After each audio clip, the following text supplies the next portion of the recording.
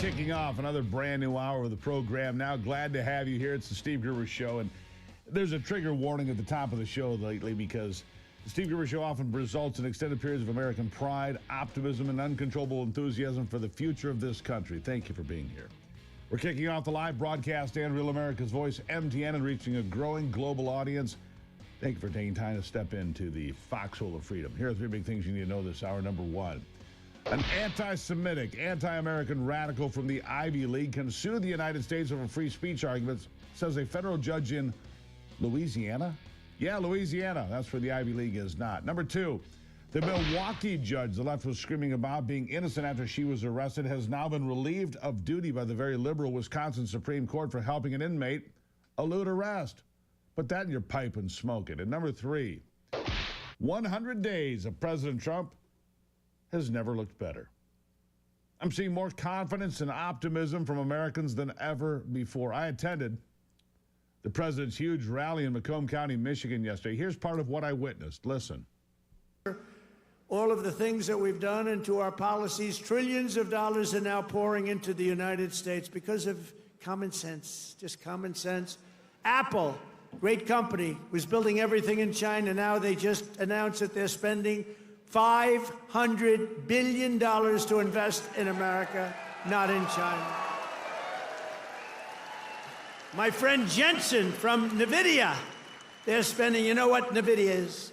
They're spending $500 billion. TSMC, the biggest chip maker in the world by far from Taiwan, they're spending $200 billion in the United States. Amazon, $21 billion.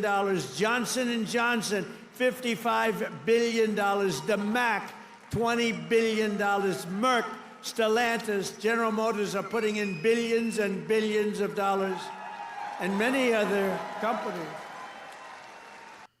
Yeah, that was just a taste of it. We'll have more of that coming up. The rally in Macomb County, a celebration of 100 days. First 100 days of the second term, I should say. He stopped at Selfridge Air Force Base on his way to the event there to announce that F-15s will be coming to that Air National Guard base. Gretchen Whitmer given a chance to speak. She didn't hide this time. She wasn't ready either. We'll talk about that coming up. Now, we talked about this yesterday. A secure border, safer streets, less government waste, a return to American greatness on the global stage. I mean, honestly, we've talked about all of it. What's not to love? One of the benefits of having President Trump back in office is seeing government corruption rooted out for all to see. For the last several years, conservative commentators and just regular folks like myself have felt silenced or shadow banned or deplatformed altogether. We saw some of this come out with the Twitter files, but Secretary of State Marco Rubio just revealed that we were funding a $50 million shadow agency in the State Department that was censoring conservative voices every day. It all started over a decade ago with a program designed to counteract terrorist messaging from groups like Al-Qaeda and ISIS. Doesn't sound too sinister, right? But then after the 2016 election, the program shifted gears and its focus to supposed foreign interference in elections. And the man running the show decided that Donald Trump and his supporters, people like you and more like me, fit the bill. Listen. By 2020, it had grown into this movement of like actually going after individual American voices. And one of the ways that was being done wasn't just directly, because the guy that was running this thing, Stengel, was actually a guy that was out there saying, you know, Donald Trump talks just like a Russian spy. He talks just like a terrorist. Right. And so do the people around him. But they were also taking money from this program and using it to fund these NGOs, these third-party groups who were supposed to be like impartial. Yeah, your money to silence me. Anybody like me? Of course, there's nothing quite like me. The State Department used your taxpayer dollars to fund supposed impartial NGOs to go after conservative voices. Yeah, to silence and deplatform people. Here's more. Those groups were then tagging. They were literally tagging and labeling voices in American politics. Ben Shapiro, the Federalist, others, tagging them as foreign agents. So you look at it and say, American taxpayers, through the State Department, were paying groups to attack Americans and to try to silence the voice of Americans. And there were consequences. These weren't just a label they put on people. Some of these people got deplatformed, they got taken down, they couldn't communicate. So it was outrageous. So Before President Trump took over, they disbanded this unit. They just renamed it and moved it somewhere else. But now, over the last few months, we've worked on it and just taken it down. And to the extent we're spending money now, we are going to spend money on messaging. It's going to be pro-American messaging, and it's going to be incentivizing and protecting free speech, which is threatened in all over the world, including countries that are allies of ours. The best way to counter disinformation, if that's what people are thinking is out there, the best way to counter disinformation is free speech. And yes, you're damn right. That's exactly what I voted for. For corruption like this to be rooted out, named and shamed and booted out. Like Secretary Rubio says, free speech is under attack. We've known that for a long time. We've seen the European Union completely throw free speech out the window, cracking down on anyone who posts anything deemed offensive. That's right, social media posts will get you thrown in jail, sometimes for months at a time in the UK and elsewhere in Europe. Even during this last election cycle, the EU threatened Elon Musk with penalties after he hosted an X discussion with President Donald Trump. How could the European Union possibly meddle in a discussion between two non-EU citizens discussing non-EU American politics? This, my friends, is why it's so important that America remain the shining beacon, the city on the hill for free speech, now and forever. I'm telling you, the First Amendment is the envy of the world. But had an establishment candidate, or Kamala Harris, won the election last year, we would have continued down the same path to a dark place where you would be silenced, I would be marginalized, no free speech, not in any true sense of the word. We would have never known that our tax dollars were being used to break down our fundamental rights. Secretary Rubio says he's doing more than just outing the program. He's documenting the abuses that took place so that it hopefully never happens again. Here it is. Yeah, so I think what we have to do now, and Darren will be big involved in that as well, is sort of document what happened. Because one thing is to say it in a broadcast like this, another thing is to actually put it on paper. And there's two reasons to do it. The first is because I think people who were harmed deserve to know that and be able to prove that they were harmed. And then the other is to make sure it never happens again, right? So that 10 years from now, when someone has a brilliant idea like this again, not brilliant idea like this again, you can point to that and say, oh, this was done once before, and here's a reason why we don't. That's why accountability is important in these things, because it doesn't just provide justice, but it also prevents it from happening in the future. You have something you can point to at the same time and say, these are the kinds of things we want to stay away from. Yeah. From every direction. Rubio also says the administration will continue to fight for free speech as a core democratic value abroad. We have to do that. We have to plant the free speech flag wherever we go. Now, we're going to get to that after the break. But I want this just to kind of marinate for a moment. I'm going to get some more 1775 coffee. You do the same. Let that marinate. Think about the money spent to silence me, to make sure I'm not heard. Something very wrong with that, isn't there? Welcome to it. Glad you're on board. It's the Steve Gruber Show.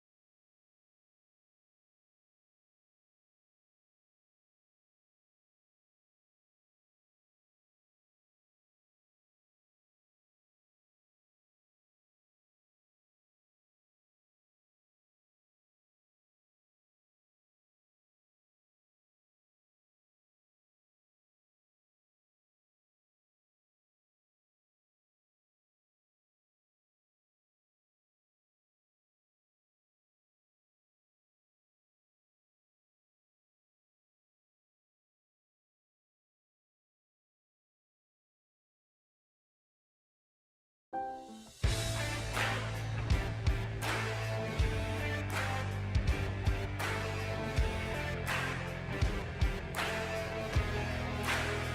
right, back at it, defending the free speech principles of America. Defending the principles of the Constitution of the United States. That's what we have done for almost 250 years until very recently, when it seems that too many people are too willing to give up our constitutional protections for nothing in return. Here's more. Listen. And so I think we raised that. We've raised that. I mean, I can tell you we were at an Oval Office meeting with the Prime Minister of the United Kingdom, and this issue came up. So this has been raised. It becomes part of our diplomatic situation that we raise when we interact with foreign interlocutors. I think what's troubling is we understand, like, that's always going to be an issue when you certain countries around the world, but when you're dealing with Western European allies, and that's who you're talking to about this stuff, it really tells you how far it's gone and how big a problem it is. So that's a new thing for us to have to raise in those capitals, but we do it, and we do it everywhere. And I personally witnessed the president and the vice president raise it with multiple foreign leaders. And I think you're going to continue to see an emphasis on that in our diplomacy and what we talk about. I think you have to. You know, even here in America, where the First Amendment is still enshrined in the Constitution, of course, and as I say, is the envy of the world. Everybody wants a First Amendment to speak freely without fear of being dragged out by the police in the middle of the night or worse. We have the loudest voices often lying straight to our faces here. Free speech has not always been true speech. We saw that during COVID-19 for sure, when our leaders and mainstream media continually lied and covered up the lab leak theory. We're going to get to that very soon, by the way. We're going to dig into that. But we saw another cover-up just last year as the media and the White House, the Biden White House, told us over and over again, don't believe your lying eyes. When it came to Joe Biden's obvious cognitive declines. Don't believe that.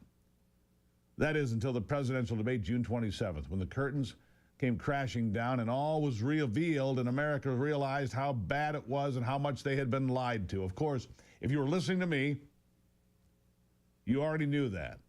We talked about it extensively, but the mainstream media just now acknowledging the error of their ways, or at least some of it.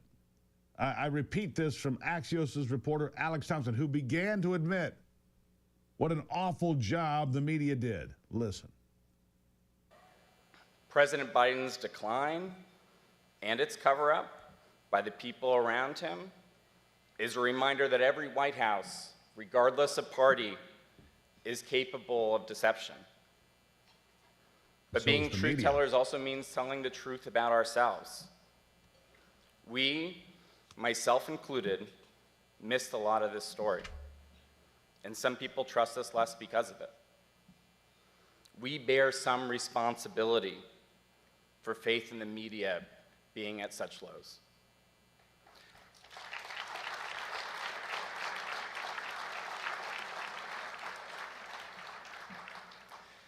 I say this because acknowledging errors builds trust, and being defensive about them further erodes it.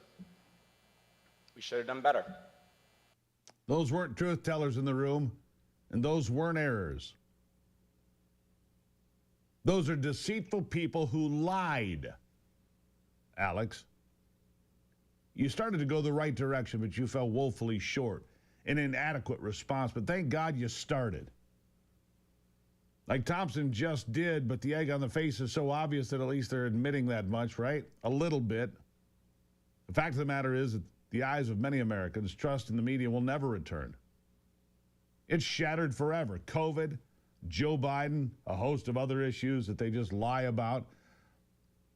They've called us the conspiracy theorists for pointing out the blatantly obvious. Joe Biden is not fit to be president. Oh, you must be a conspiracy theorist, right-winger. Well, I must be. White House Press Secretary Caroline Leavitt doesn't forgive or forget either. Listen to her response to Thompson's apology. I do agree with that assessment from Alex Thompson, who I understand won an award for writing a story months and perhaps years after the American people already knew that story to be true.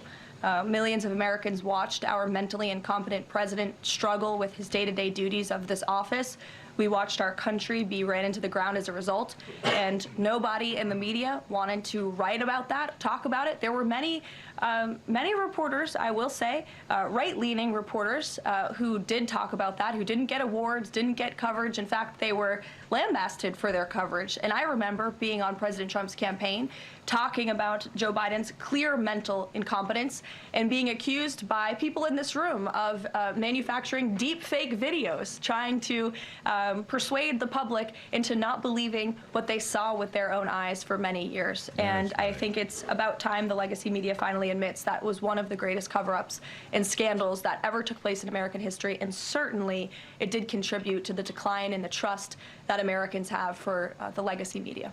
Absolutely Here, which, true. by the way, is why we've made... They destroyed their own credibility and integrity, destroyed it themselves. Their reputation's gone. And those are the kinds of changes I'd like to see. And like she says, it's long overdue, especially when you have guys like Chuck Todd, who still deny that people like him bear any responsibility. He was one of the worst. Listen to this clown. This is not a media failure. This is a failure of the Democratic Party. And I just sort of the virtue signaling that some people have done to try to say that the media missed this story. They didn't miss this story.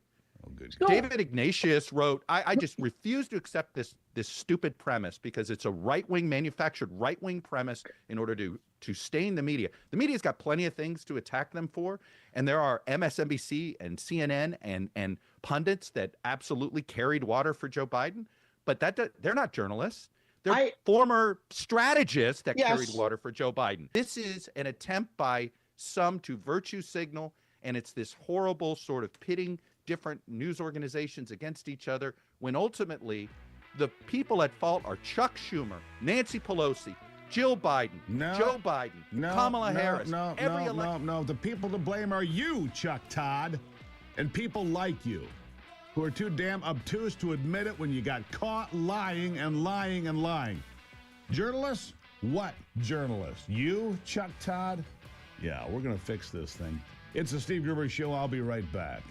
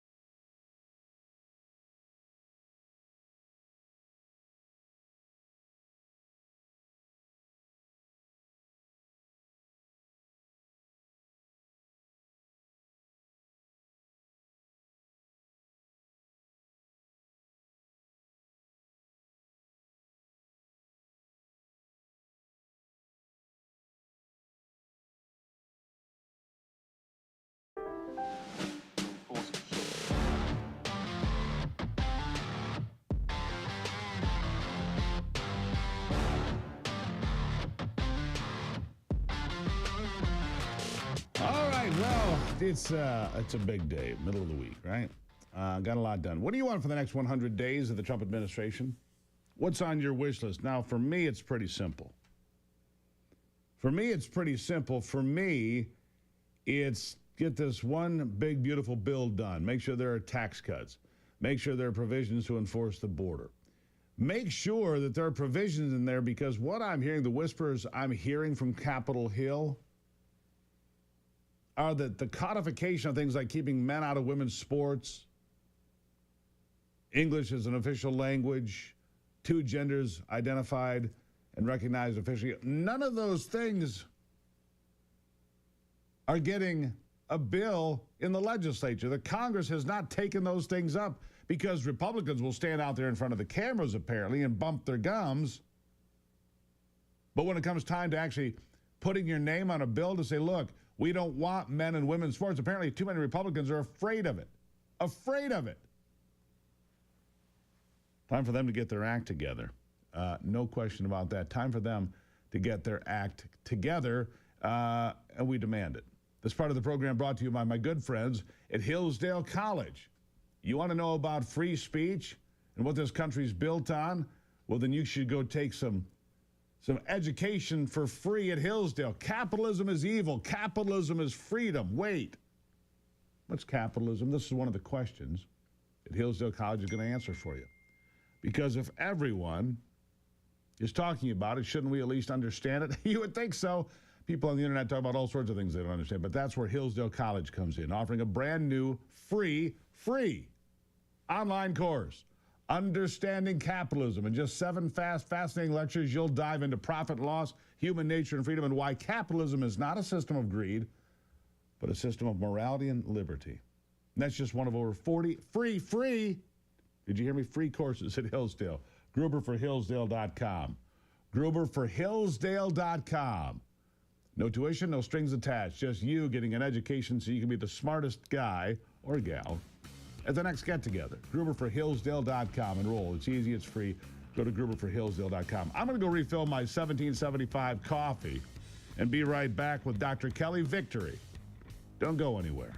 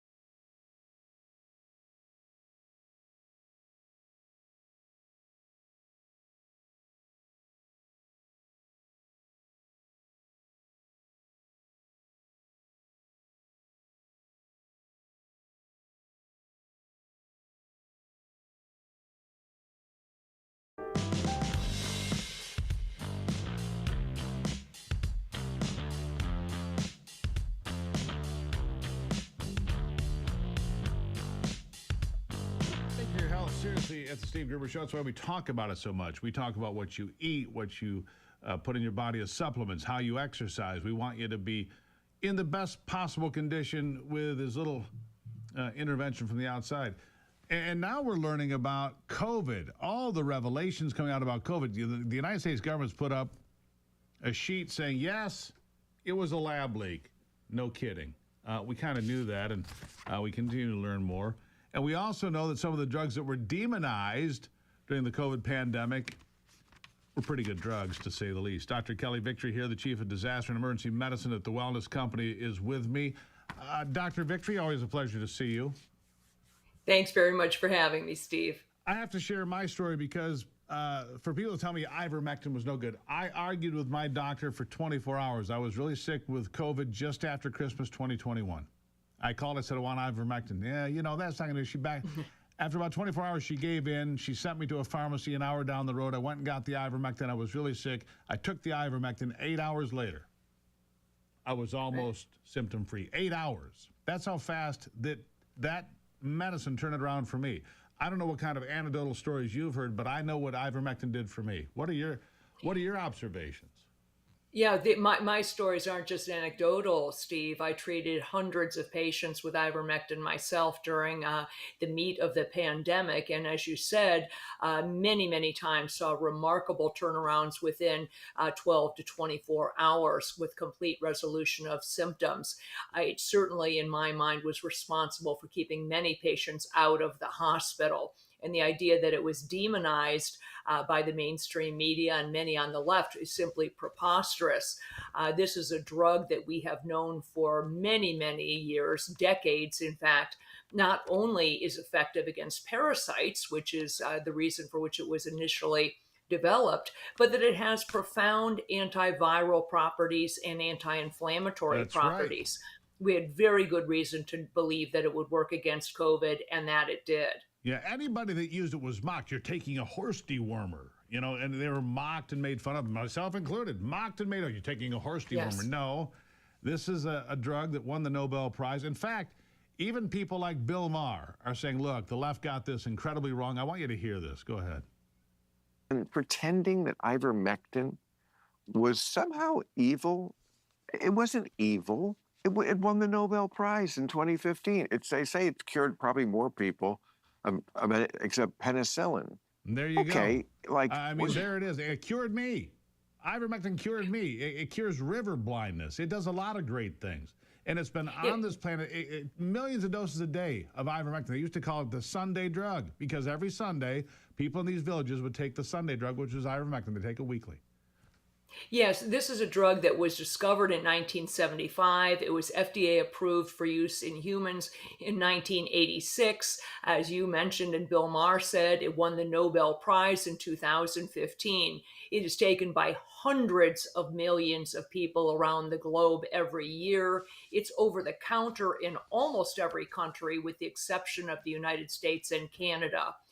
It is an incredibly inexpensive medication. It has a remarkably good safety profile.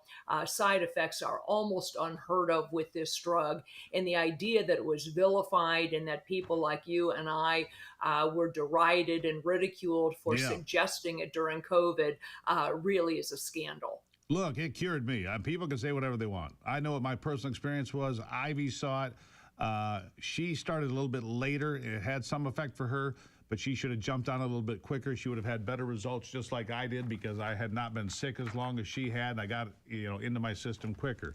And the reason I bring this up, Ivy and I were actually talking about this a couple of days ago, going, I'd like to have some ivermectin because parasites are something people deal with regularly. If you eat seafood, if you have, different things in your body, people have parasites as part of the regular course of business, but some of them can make you feel not well. You're not optimum anymore. And I'm going to bring out something else here.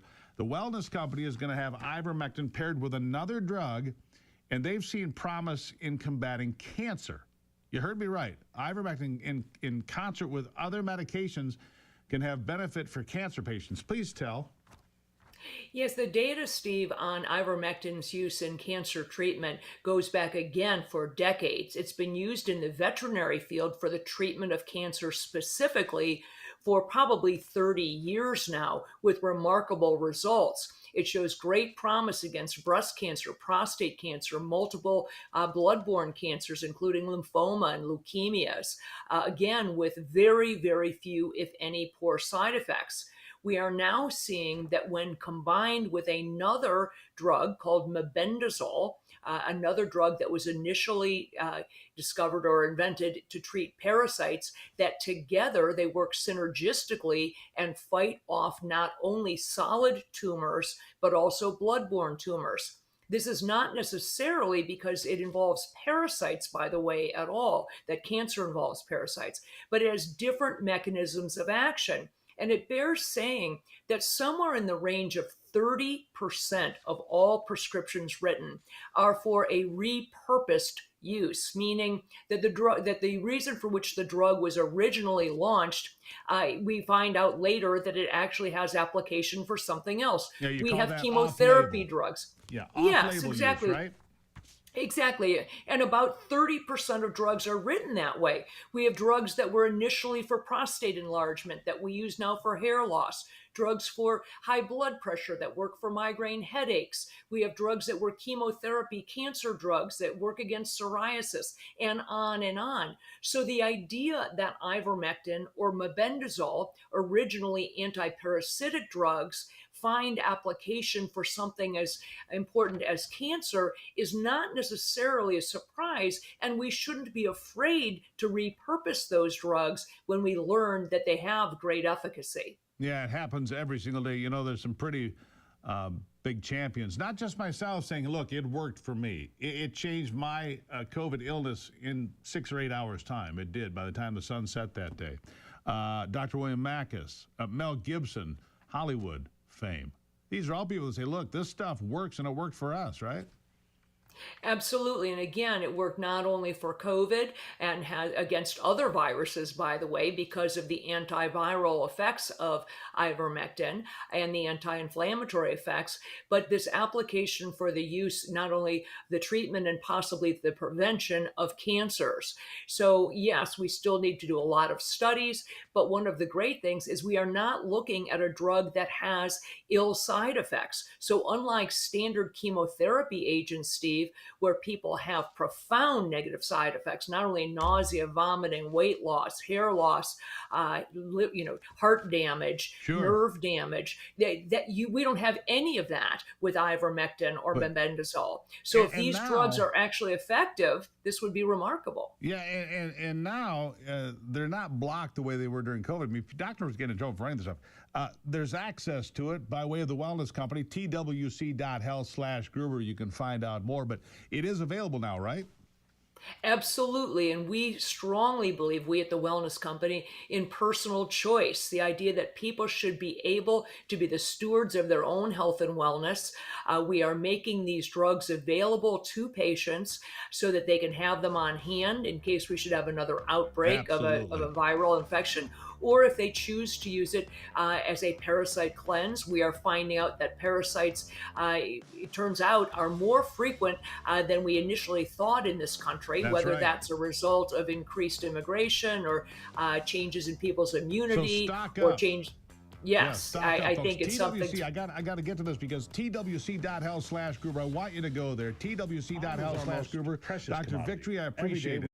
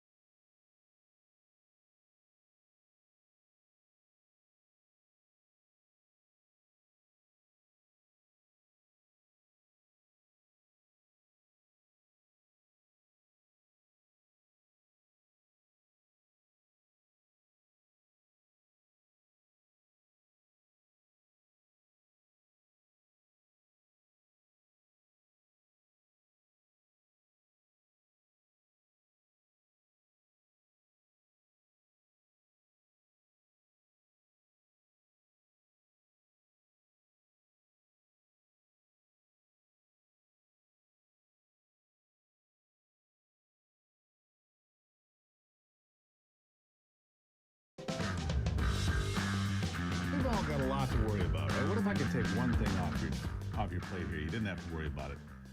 Have you ever thought about your house, your title? Do you know where it is? You know, there's this scam out there. The FBI calls it house stealing because these crooks will go out and find your information online or wherever they might come across it these days, and they go out and they fill out some paperwork. The next thing you know, they've transferred the title of your house into their name. And then they start taking loans, or maybe they even sell it behind your back. Now, people say that doesn't actually happen. It does. It's real. And it's something we're going to consider here today with Natalie Dominguez from Home Title Lock. She's a title theft education specialist. Natalie, good to have you back on the program. Hi, Steve. I'm doing pretty good. Glad to be here with you guys today. Always wish it was under some better circumstances, but really excited to talk about, everything that we do and how we protect homeowners. Yeah, it's remarkable to me, but, in this interconnected world, look, my information, I had somebody call me here on my cell phone from Alaska the other day. I said, how'd you get my cell phone number? Oh, it was on the internet. I'm like, really? And they sent me, I couldn't believe it. Here's my phone ringing during the program. I'm like, how does that happen? If that can happen, Natalie, people can get all the information they want on me. They can figure out where I live. They can figure out my phone number, which is just frightening to me in a way. And yes, they could steal my house if they get the right information by signing some paperwork. Tell people how this scam plays out. Yeah, absolutely. I mean, first of all, you kind of hit the nail on the head. All of our information is out there. A lot of people don't realize that your property information is actually a matter of public record, meaning I can walk into any county office, ask for a property record, and I can see your signature, I can see your property parcel information, and all I need is a couple lines of that text. Putting it into a single page document that you file with the county. And as a criminal, I pay 20, 30, 40 bucks, depending on the municipality. And I can then transfer the title of your home, the concept of your ownership, into my name or a fake name and out of yours. And what that means is I am now able to legally on paper leverage your equity and your property, or even sell Right. it behind your back and Yeah. take out all your equity. And look, And you're left anybody with a who's mess. listening right now, if you've owned your home even a handful of years, you've built up equity.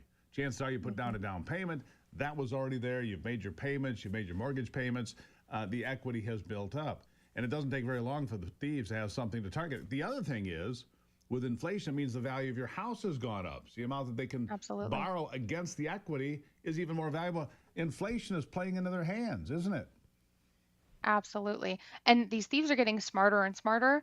I know we've talked a lot about, AI and cyber, and I feel like a lot Yep. of people tend to think, oh, that'll never happen to me. But something that I always like to tell people when I'm educating about this crime is that although cyber and AI are very, very large threats because it can happen on a mass scale, you as an individual are much more likely to fall into fraud at the hands of someone that you know, right? Like a family member or a caretaker for an elderly parent.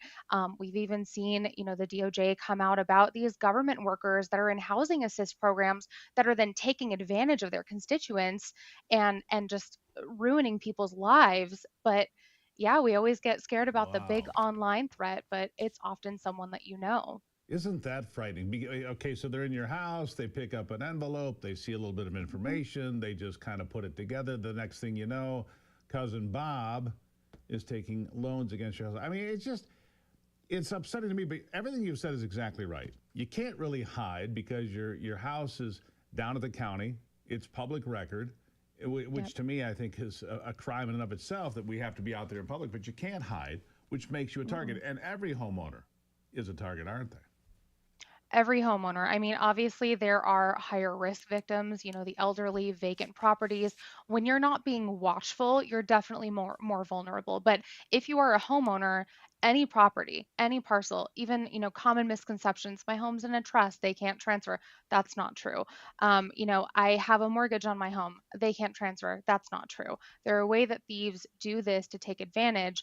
All they need to find is just a property that they want to target, and they're going So to find a way to do it. So not luxury homes, because a lot of people say, well, my house isn't worth enough for them to pay attention to. Any property is what you're saying. Yeah. Vacant land, a piece of land with an old barn on it, a house that maybe hasn't been lived in a period of time, whatever.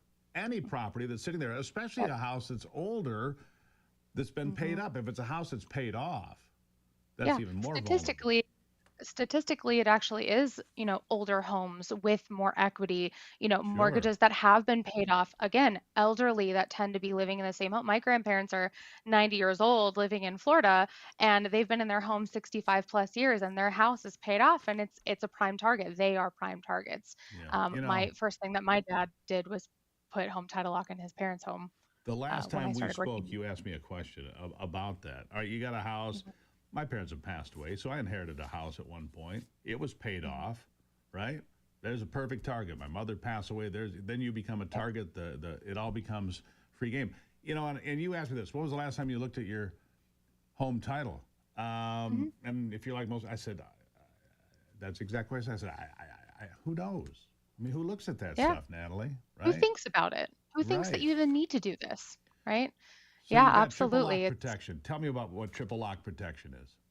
Yeah, so what we wanted to do as a company is to be there for homeowners where there's this kind of legal loophole that leaves them vulnerable, and the county, the government, they're not going to do anything about it. So our triple lock protection is monitoring, 24/7 monitoring, urgent alerts, and then we'll spend up to $1 million to restore your title, fix the fraud, get everything back in your name, get everything unwound, fight for you so that you're not left, with this giant mess and no time and no extra money and no Yeah. understanding of how to go about fixing it. And who's got extra time these days? That's for sure. So No one here's the good who's news, got extra guys. I've money. teamed up. Exactly.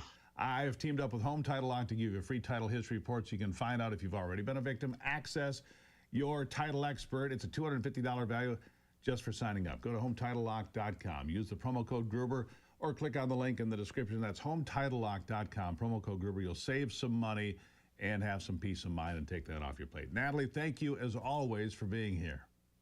Thanks, Steve. Appreciate it. Just one last note, we're also going to give you guys 14 days free of our triple lock protection when you sign up. So not just the history report, 14 days free. Promo code Gruber, HometitleLock.com.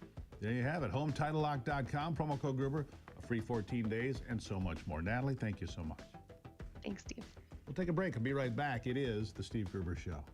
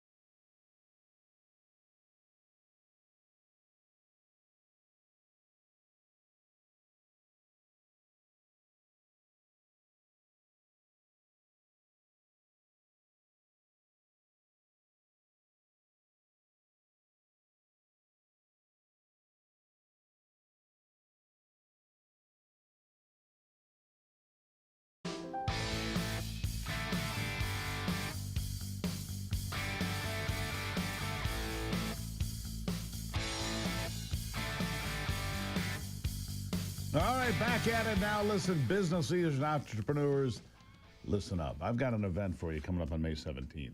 I'll be there with you. It's a first ever men's only event packed with the most elite voices in business, leadership, global strategy, people you're going to hear from on stage, built to give you the edge to dominate in life and business right now. You might have seen him on this program. Garrett White, the unstoppable founder of Wake Up Warrior, is taking the stage at the Man in the Arena Tour. It's your blueprint to build, lead, conquer, do all these things fearlessly. Seats are going fast. I'll tell you, I'm going to be there with Garrett. I like what he's doing a lot, so don't get left behind. Lock in your ticket now. maninthearenatour.com. maninthearenatour.com. Step up, lead strong, win big. Show your Christian pride. Join me for this extraordinary event. It's happening in Salt Lake City. A variety of different ticket pricing. If you feel like you're out of balance in life, your marriage is struggling because you're spending so much time building your career or your business, or your business is out of whack because you're spending time building other parts of your life, this is the place. maninthearenatour.com. It's a men's only event. 7,000 men. One arena. Yeah, it's going to be something. That Milwaukee judge, Hannah Dugan, has been temporarily relieved of her duties by the Wisconsin Supreme Court. The very liberal Supreme Court of the state of Wisconsin has said, hey, you're out of here. You're out of here, right? And Dugan is this judge that snuck, allegedly, an illegal alien out the side door of the courthouse to keep him from being arrested for being in the country illegally and breaking the law, right? And all the left, screaming, this is a constitutional crisis. Donald Trump is chasing and arresting judges. No, she committed a felony. And now the very liberal Wisconsin Supreme Court said, looks like she committed a felony. She's off the bench, relieved of duty. No kidding. Isn't that interesting when the truth comes out and even the left can't argue with it? Won't hear a thing about this going forward, will you? You will hear on the Steve Gruber Show.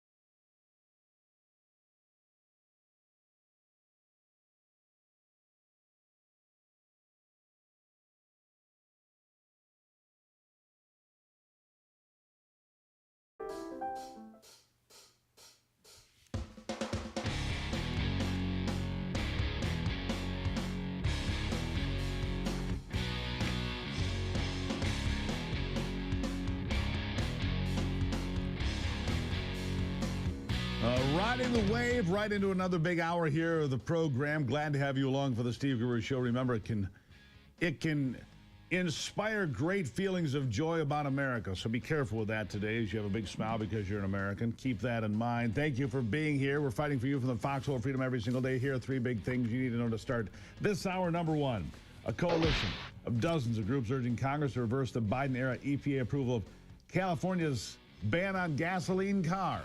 Yeah, we'll stop that nonsense in its tracks. Number two, on the markets, another quiet day, it seems, as Wall Street has settled down. The market's up a little bit yesterday. Looks like it'll be up a little bit today at just under 41,000 for the Dow. And number three, too fast, good, great, remarkable. How would you score the first 100 days of President Trump's second term? That was the theme, by the way, in Macomb County, Michigan yesterday with the rally in Warren, Macomb Community College. It was quite an event, very festive. I was there on hand, as you probably know. It was a big crowd and a lot of energy and very positive and cheering for the president as he ran through the list of achievements, talked about what he's going to do next. But before he got there, he stopped at Selfridge Air Force Base to say, listen, we're bringing those F-15s you've wanted for so long. We're bringing them here. We're going to beef up this facility at this Air National Guard station, Selfridge, here in Michigan. Governor Whitmer was there. And just a few days ago, you know, she was in the Oval Office and she hid. She hid, or is it more like this, I guess? Well, this time she got called to the stage again, unexpectedly again. She took it a bit better. Here it is.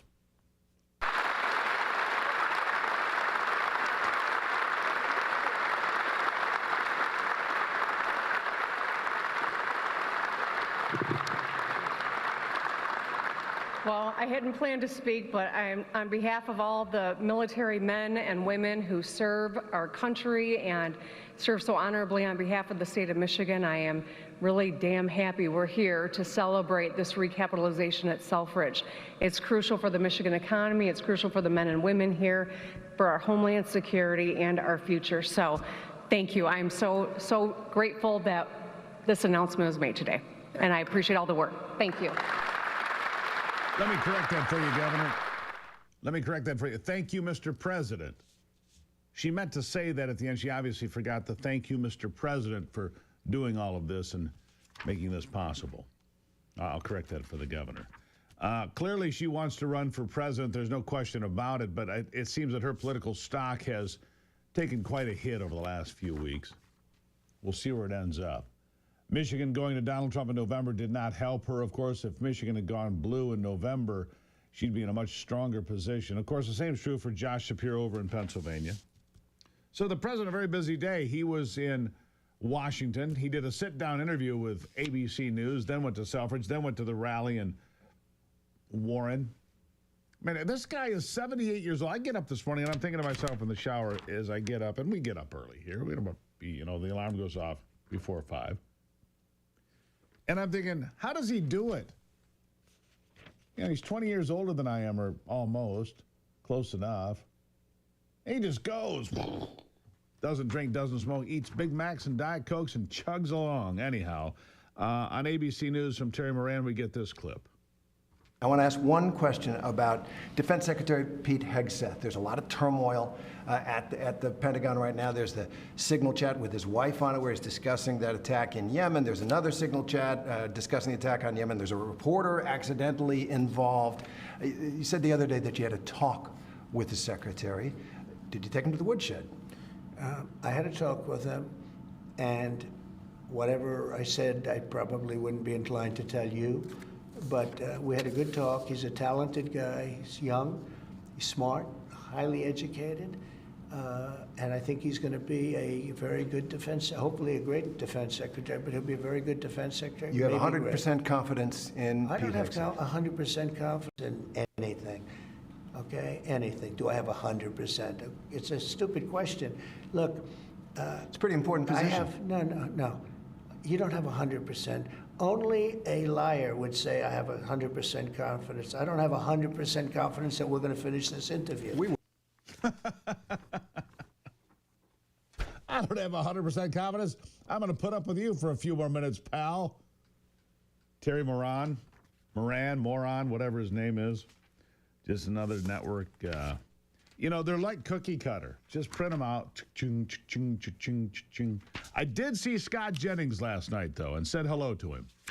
I told him he brings me joy. He smiled. I said, hey, would you come on the program? Well, I can't be on television, but I can be on radio. Scott Jennings, who fillets the folks on CNN regularly, had a chance to meet him. And every bit as amiable in person as you would expect him to be. A little smile on his face, glad to be there. In fact, the president brought him up on stage just for about 20 seconds to say hello to everybody last night, which was interesting because he was there on the main platform working for CNN. So that was interesting. Scott Jennings, you should certainly follow him on X. Follow me on X today if you haven't. And how about a little bit more flavor from the rally itself, just because I thought it was, interesting. Here it is. To keep my promise to the great state of Michigan, I terminated Joe Biden's insane electric vehicle mandate where you were mandated to buy an electric vehicle. You were mandated within just a few years to buy an electric vehicle. How about that? And you know what? They're great, but people don't. Not everybody wants them. You got to be able to buy a hybrid, a gasoline-powered car. You can buy lots of different cars, but you can't be mandated to do anything. And I've already proudly imposed a 25% tariff on all foreign automobiles. Any foreign car, like they do to us. This is going to create more jobs in this state and this country. And to help these automakers bring their factories home as rapidly as possible, I've just signed an executive order to give partial tariff rebates to any company that assembles its cars right here in the U.S. In other words, if they can't make it in time because they have to do it here, otherwise they haven't, I'm giving them a little bit of a break, right? They took in parts from all over the world. I don't want that. I want them to make their parts here. But I gave them a little bit of time. It's 15% and then 10% of the parts, so it's not so bad. Somebody would say, oh, well, that's a change in parts. It's not. It's called a little flexibility. The guys were crying. They love it. Everything's good. But just in case we can't get everything in time, we gave them a little bit. So it's 15% of the parts, and then it's 10% of the parts. We give them a little time before we slaughter them if they don't do this. All right, and that was a good taste of what was going on there. Hey, by the way, would you trade 30 minutes for an extra $750,000 in your IRA? Join Terry Sawchuk for a live interactive webinar. You can learn how Sawchuk Wealth helps people reduce investment costs by as much as 50% and better manage investment risk as tariffs and trade wars threaten the markets. Terry will answer all your questions and discuss simple changes that could put an extra $750,000 in your IRA by retirement.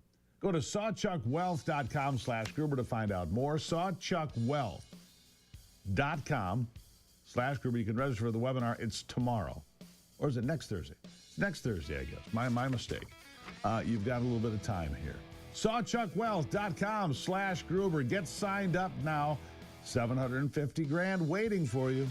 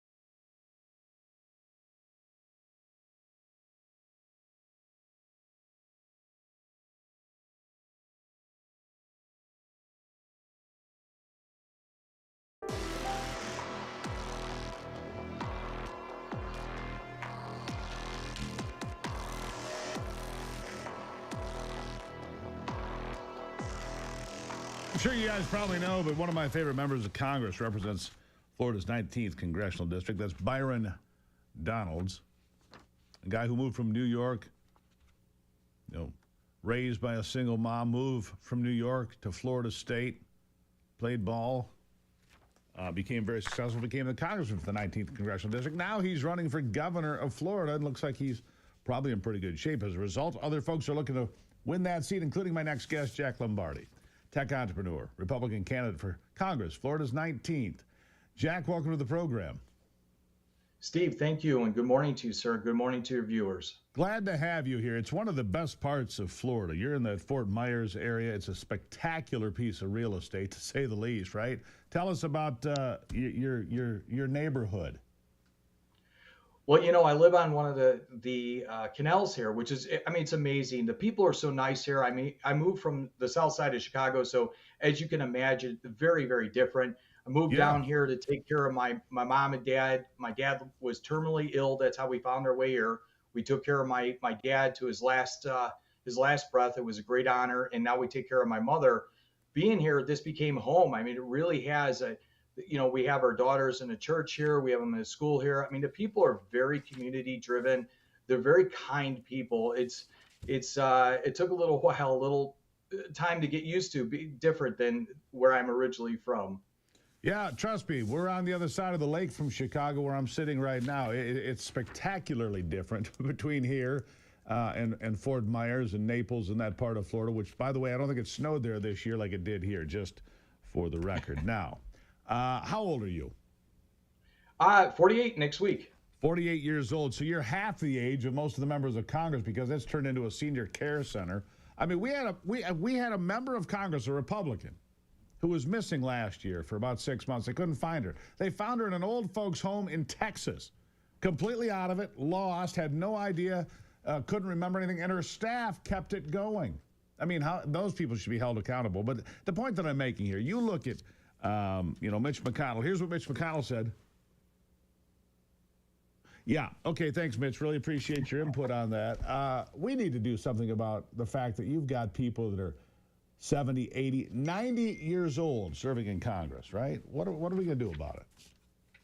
Steve, here's the issue. We have people who are, in the rotary phone era, right, in their mind, and we're on touchscreen. We're moving into AI now at the most advanced state it ever has been, and we need to be competitive on the international market. We need legislators who understand technology. We need legislators that understand the 21st century. It's just a reality. God bless these people who have given their time and their years and their youth to our government. However, the time has come to where now we have to have new blood in Congress, a younger Congress, in my opinion, and a more tech-savvy Congress, because our issues we face now are 21st century issues, not 20th century. Here is an example, Steve. 1934 was it was the federal. I might botch it up here a little bit. It was the Federal Communications Act, which was well before even analog phones, let alone cell phones, and that's what's governing our federal government. And it's prohibiting states to use. Like, here's an example. In jail, we can't block cell phones. So it allows gang members, a gang activity, continue on. They could call drug deals, hits, money collections, extortion, everything from jail cells, yet we can't jam them because of this 1934 law. We need to modernize our laws for technology. We also need to slim down. Personally, I think we have way too many laws. We need to streamline our laws. They need to become more efficient and easier to understand for the American people, because the way that they're written now, the only ones that benefit from this is attorneys and not the people. I agree with that. Was never the intent.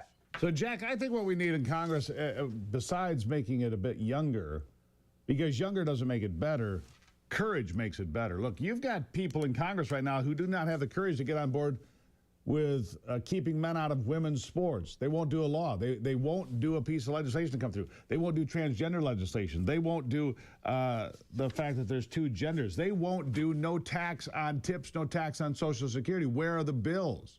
I say, now maybe they're going to show up in this one big beautiful bill, but I think that too often times Republicans certainly lack courage to do what the American people want. What are you going to do about that? I agree with that. You know, listen, I stepped into politics to make a difference, not for a job or a career. I have a job, I have a career. Actually, it's taken away from that career and how I feed my family to be involved with politics and activism like I have back in Illinois and like I am now here in Southwest Florida.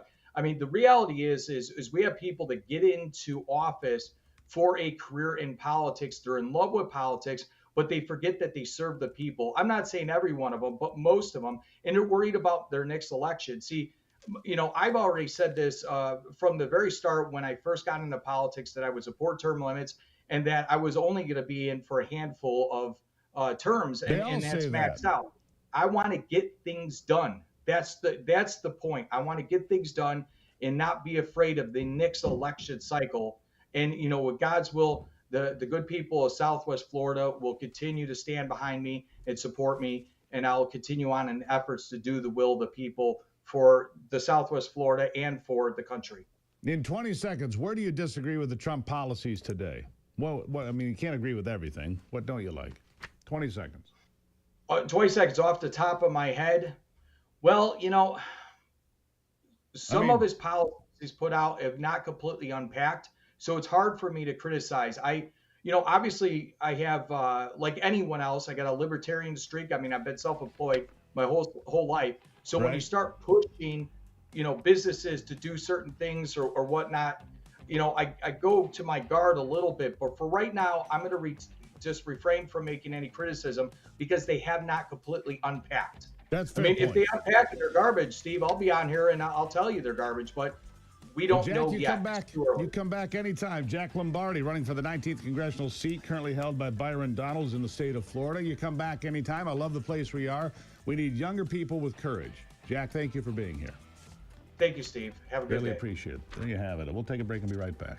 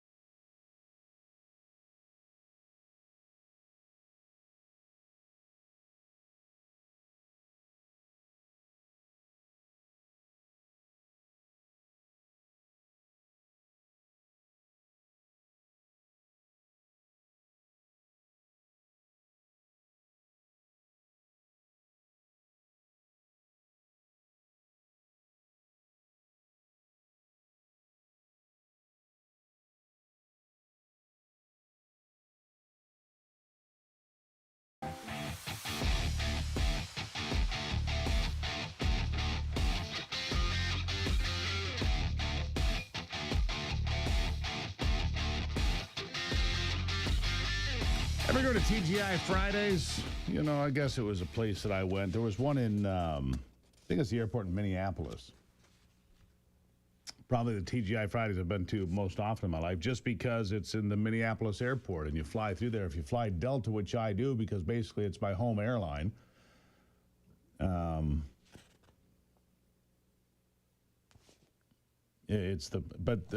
if you go to TGI Fridays or like TGI Fridays, bad news, their restaurants, well, they keep getting smaller and smaller. They had 270 at the start of 2024. There were 270 TGI Fridays at the start of 2024.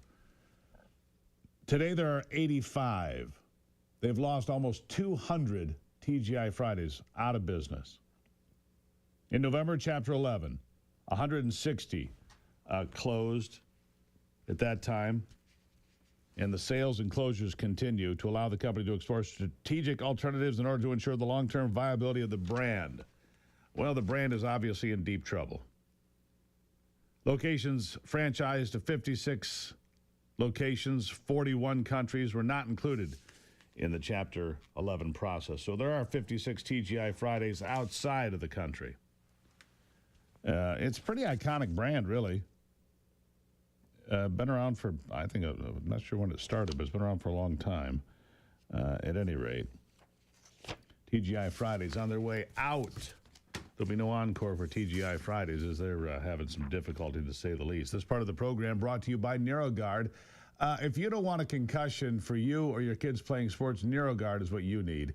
It is a mouth guard unlike any other. Stop concussions before they happen. Dr. Michael Hutchinson, Traverse City, Michigan, patented a mouth guard for athletes in all sports. And using this mouth guard almost completely prevents concussions with breakthrough technology, down to 0.26% of the time.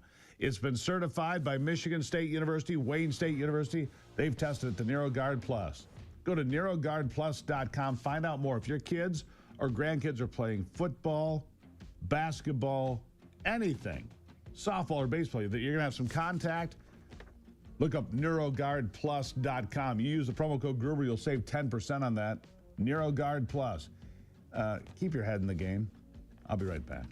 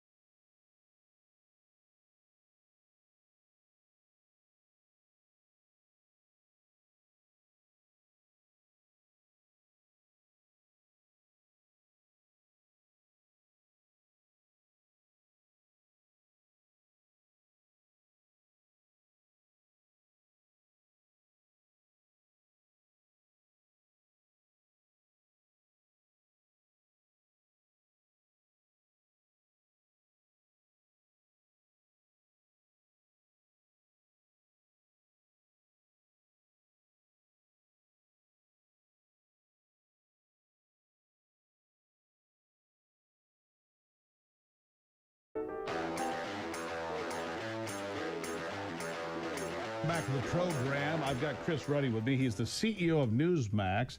They just dropped an IPO for $75 million because they covered news a little bit differently. Chris, welcome back to the program. Well, Steve, great being on with you as always. And we actually raised $300 million leading up to the IPO. It was a huge. We just went public on the New York Stock Exchange.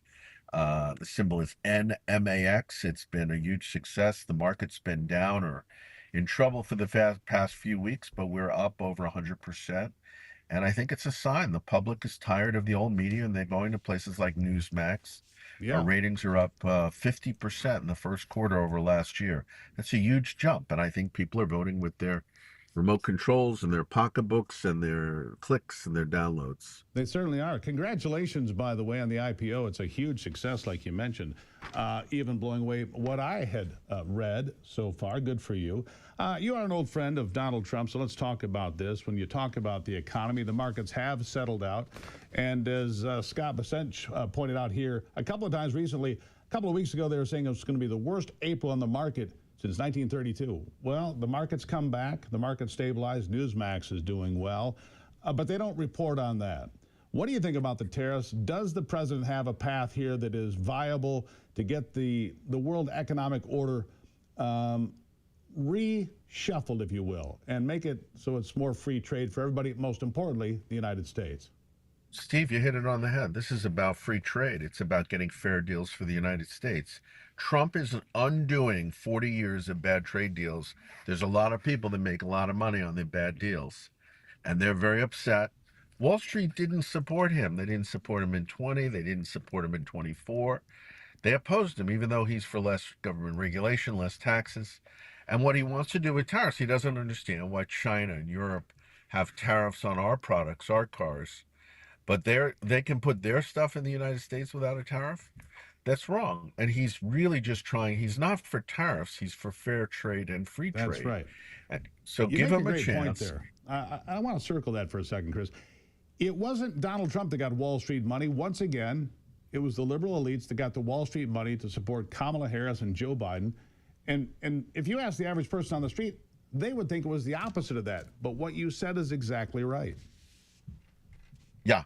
No, I mean, he's been battling. The swamp doesn't want him. Wall Street doesn't want him. Hollywood certainly doesn't want him. The opinion polls, if you look, they keep saying, well, he's down in opinion polls. I don't know. Rasmussen has him pretty consistent near the 50 mark. John McLaughlin, the president's pollster, keeps pointing out to me that some of these polls only have 35% Trump voters. Well, That's right. He won by 50, almost 50%.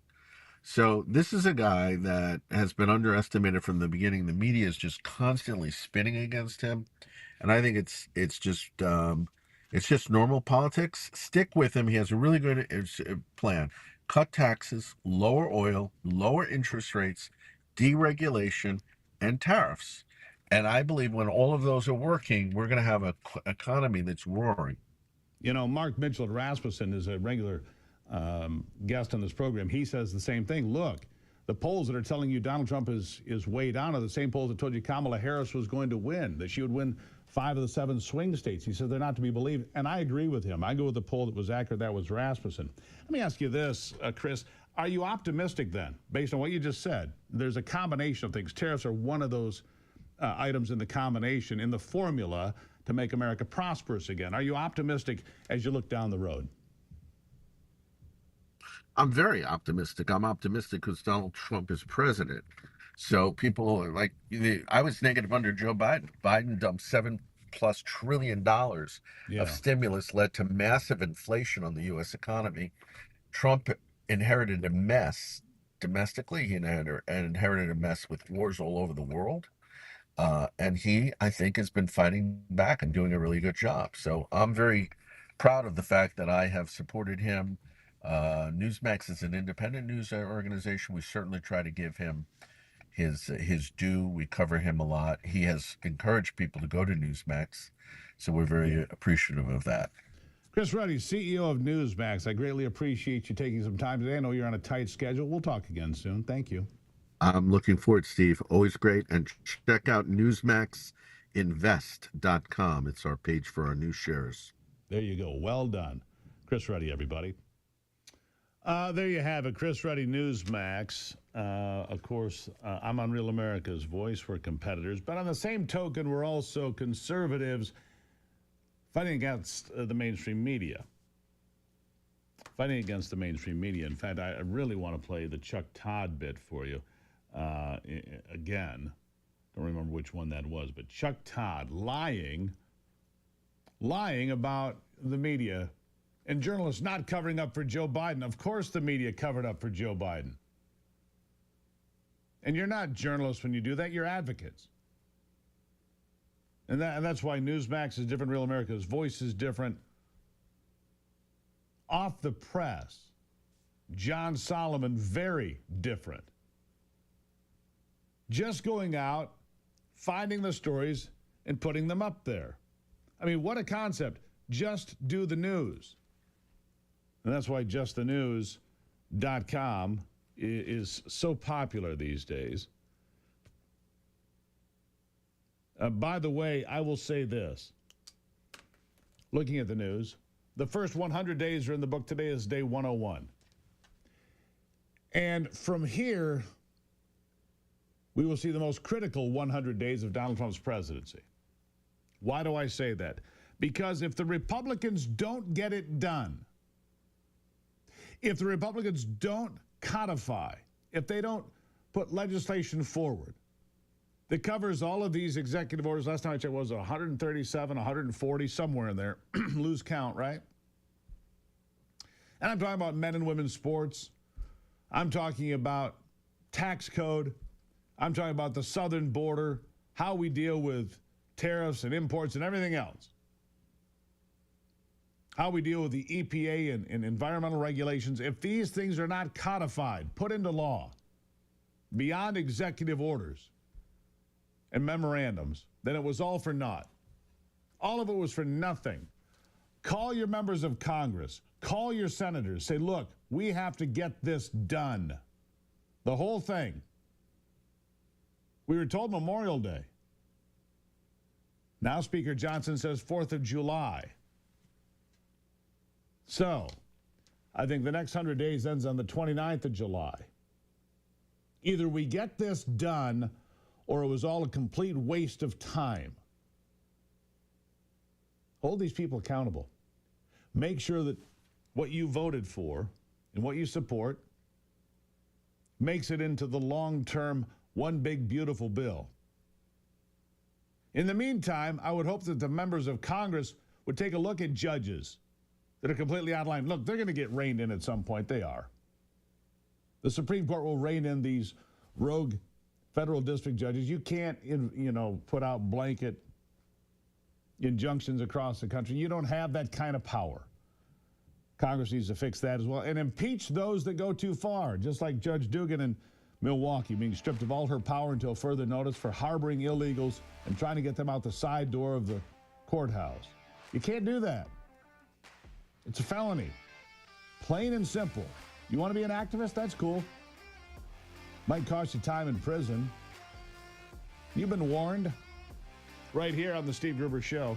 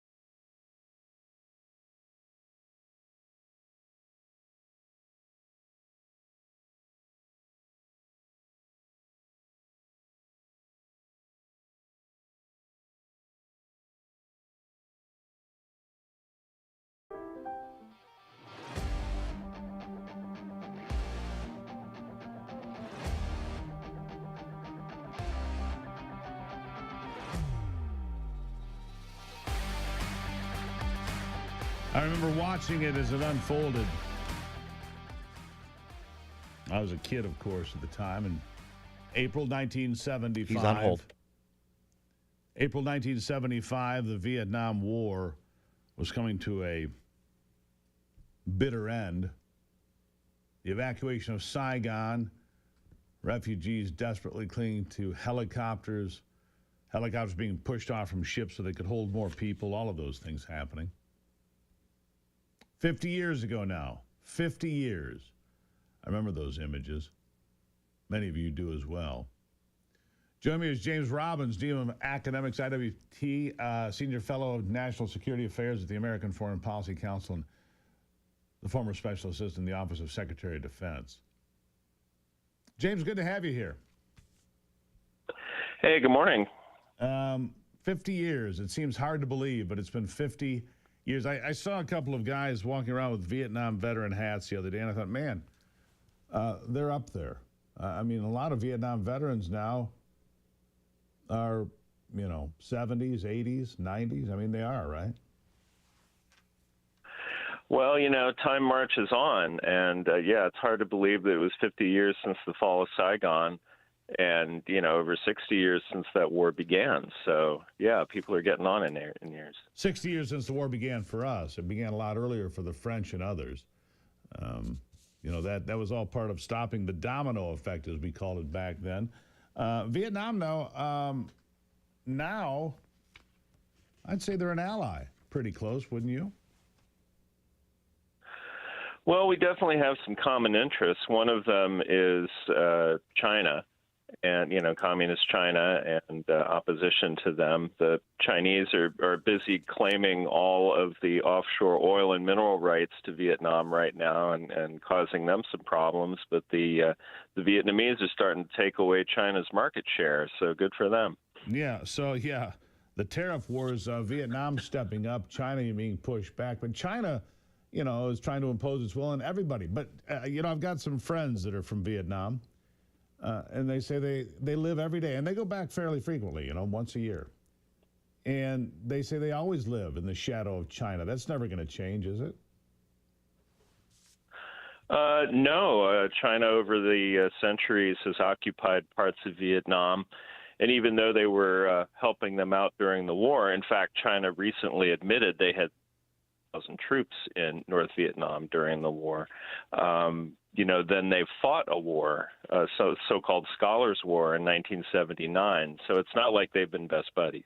Right. So what are the takeaways 50 years on from the fall of Saigon for the United States? What do we know now that we didn't know then? Well, we know that things didn't work out very well for a lot of people in Southeast Asia, in Vietnam and Cambodia and Laos. I mean, the domino effect was real, and many people died. Many people were sent to prison camps. I mean, it wasn't good after the war. And I think that in retrospect, even though the dominant narrative has become that it was unwinnable and immoral and we shouldn't have been there, I mean, I personally don't believe any of that is true. I think we could have won that war. I think it was a just cause, that we were there to defend the freedom of the South Vietnamese people. I mean, it could have wound up in a situation like North and South Korea. Right. With South Vietnam, prospering as an Asian tiger like other countries have. That didn't happen, but it could have happened. I believe you're right, by the way. I believe when executed like a war, which means you didn't have limited, place where you go, Cambodia, Laos, wherever. When Kent State happened, I run an account that American military teams were on the ground in Cambodia ready to take out the leadership of the Viet Cong. And when Kent State happened, President Nixon got a bit nervous and called it off. You ever heard that story? No, I haven't heard it, but, it's certainly reasonable. We did have people in Cambodia, and we probably should have had more people in Cambodia to prevent the North Vietnamese and Viet Cong and others from doing what they were doing. Of course, in Laos, which we had signed a treaty back during the Kennedy administration that couldn't be used by either side. The communists just broke that all the time. That's where the Ho Chi Minh Trail was. So we put a lot of limits on ourselves that we shouldn't have if we were really interested in winning this. Right. You can only fight inside these borders, but the war is being executed by the command and control was outside in Cambodia, and you've got supplies coming in from Laos and all the way around. And now we know Chinese troops were there, and the list of pretty obvious things goes on. I mean, how would we not know that? How do you win every battle and lose the war, James? Well, we did know all these things. It's just that Johnson at first and then later Nixon wanted to fight the war in a severely limited way. They were afraid of escalation on the ground like happened in the Korean War. They were afraid of nuclear escalation, which, of course, was a newer thing. Johnson said he didn't want to start World War III, so he limited it. But, you know, the other side didn't face any practical limits. They fought the war their way. And again, we could have won it if we fought back, you know, in a less limited way. But we chose not to. At the end of the day, Vietnam wasn't important enough, so we took the loss. But I think that, you know, over the last 50 years, we've seen have very negative effects on the United States, certainly at that time. And in the 70s, you know, with the hollow forces. And I mean, Reagan brought us back to a certain extent, but I don't think we've ever really gotten over Vietnam. I think there's a truth to that. There's a Vietnam hangover to this day. James Robbins, really appreciate you being here. Can't believe it's been 50 years. Used to watch it. Walter Cronkite every night. Sir, thank you. Thank you. Really appreciate it. Yeah, I think he's right. We could have won that war. It was winnable. It has to be prosecuted as a war and not some sort of police action. How about that? How about learn from it and move on? All right. Still to come today, we'll have Ron Rademacher up on the program in the next hour. We're going to talk about more about Governor Whitmer being brought out on stage by Donald Trump. Before we get there, though, we'll get to sports with Brock after this.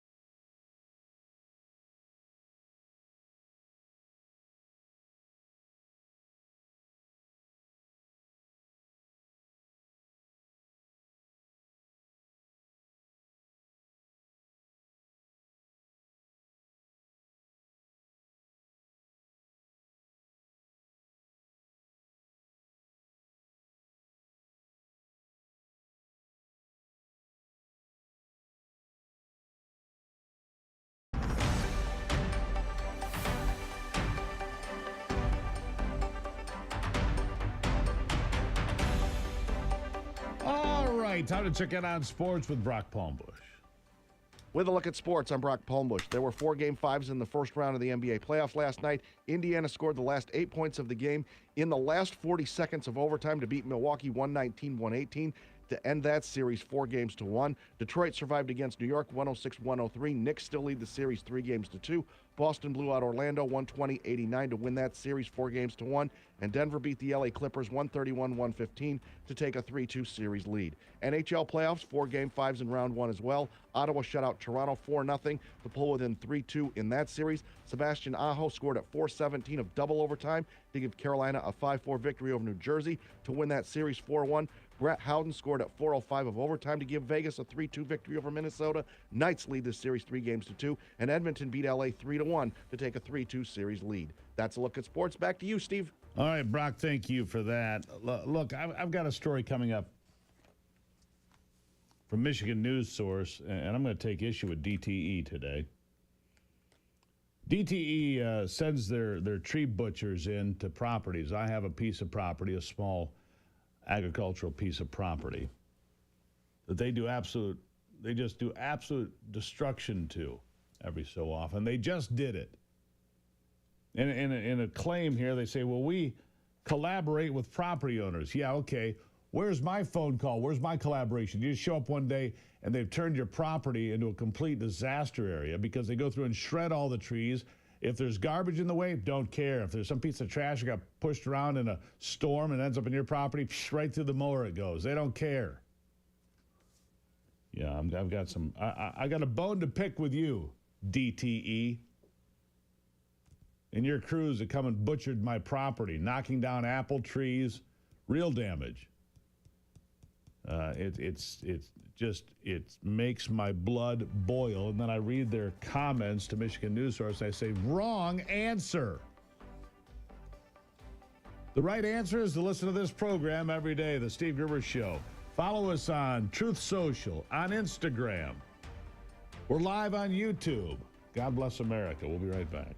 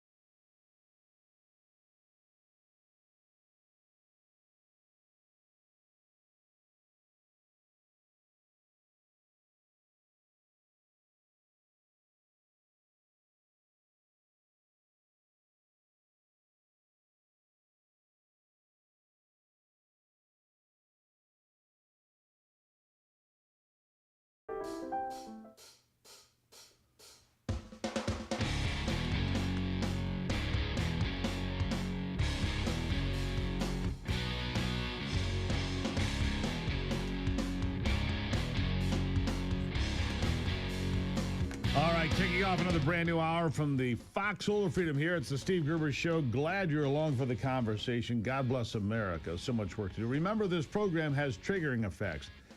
It can trigger pride in America and optimism for the future. Keep that in mind as we head forward. 3 big things you need to know this hour. Number 1, Selfridge Air Force Base, as you know, getting some new fighter jets, state of the state and state of the art. Air Force fighter jets, the newest and best. We'll tell you about that. Number 2, an illegal alien faces deportation again after a Roscommon County raid. This is becoming more common. Illegals committing violent crimes in rural Michigan and America. And number 3, I take issue with this headline. I take issue. It says DTE defends tree trimming policy that has angered many residents. It's true. DTE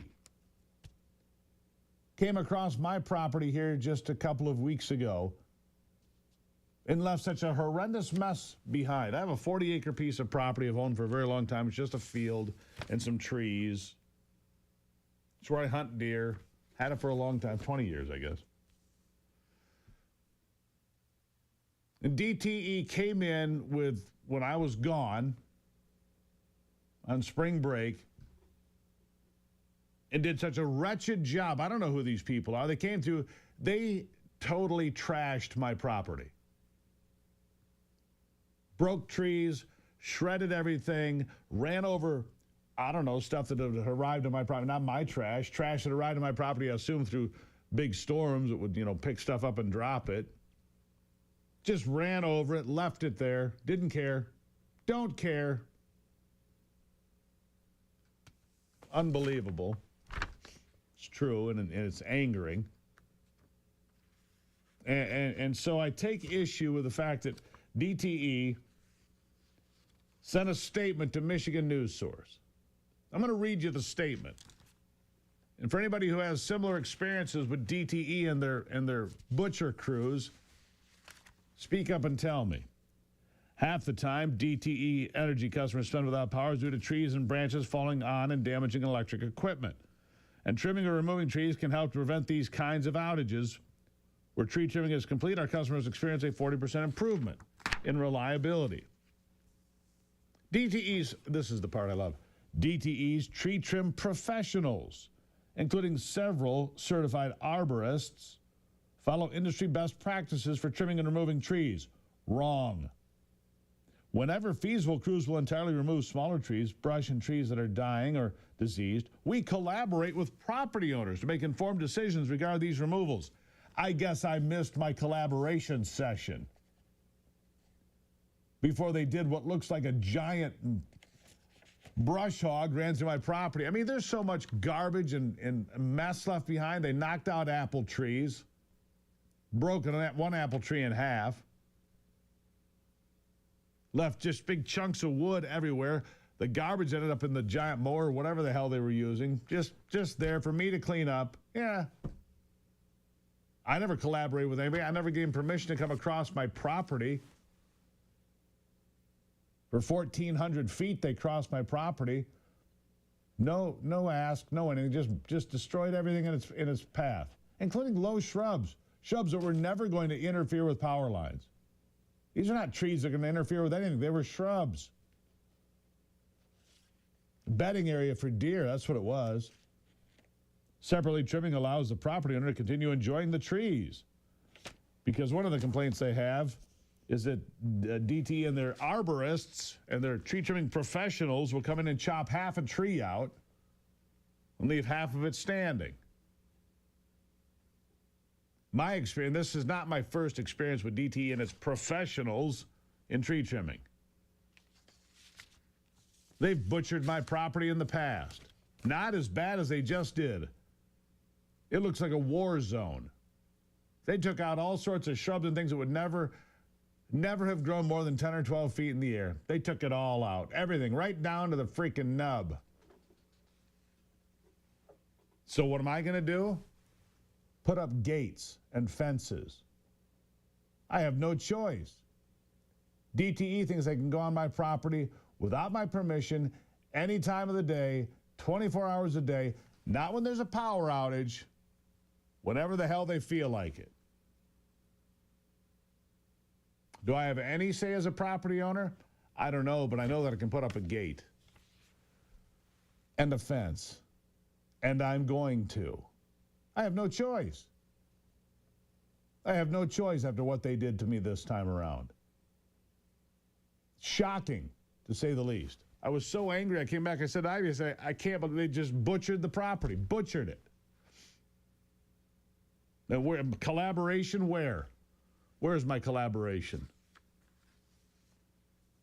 And now that it's done, who am I going to call? You butchered my property. Oh, gosh, sorry about that.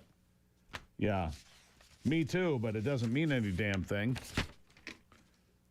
Because now that it's done, it's not like you're going to reverse it or I'm going to be compensated anyway. Oh, yeah, we have the right to do that because we're the power company.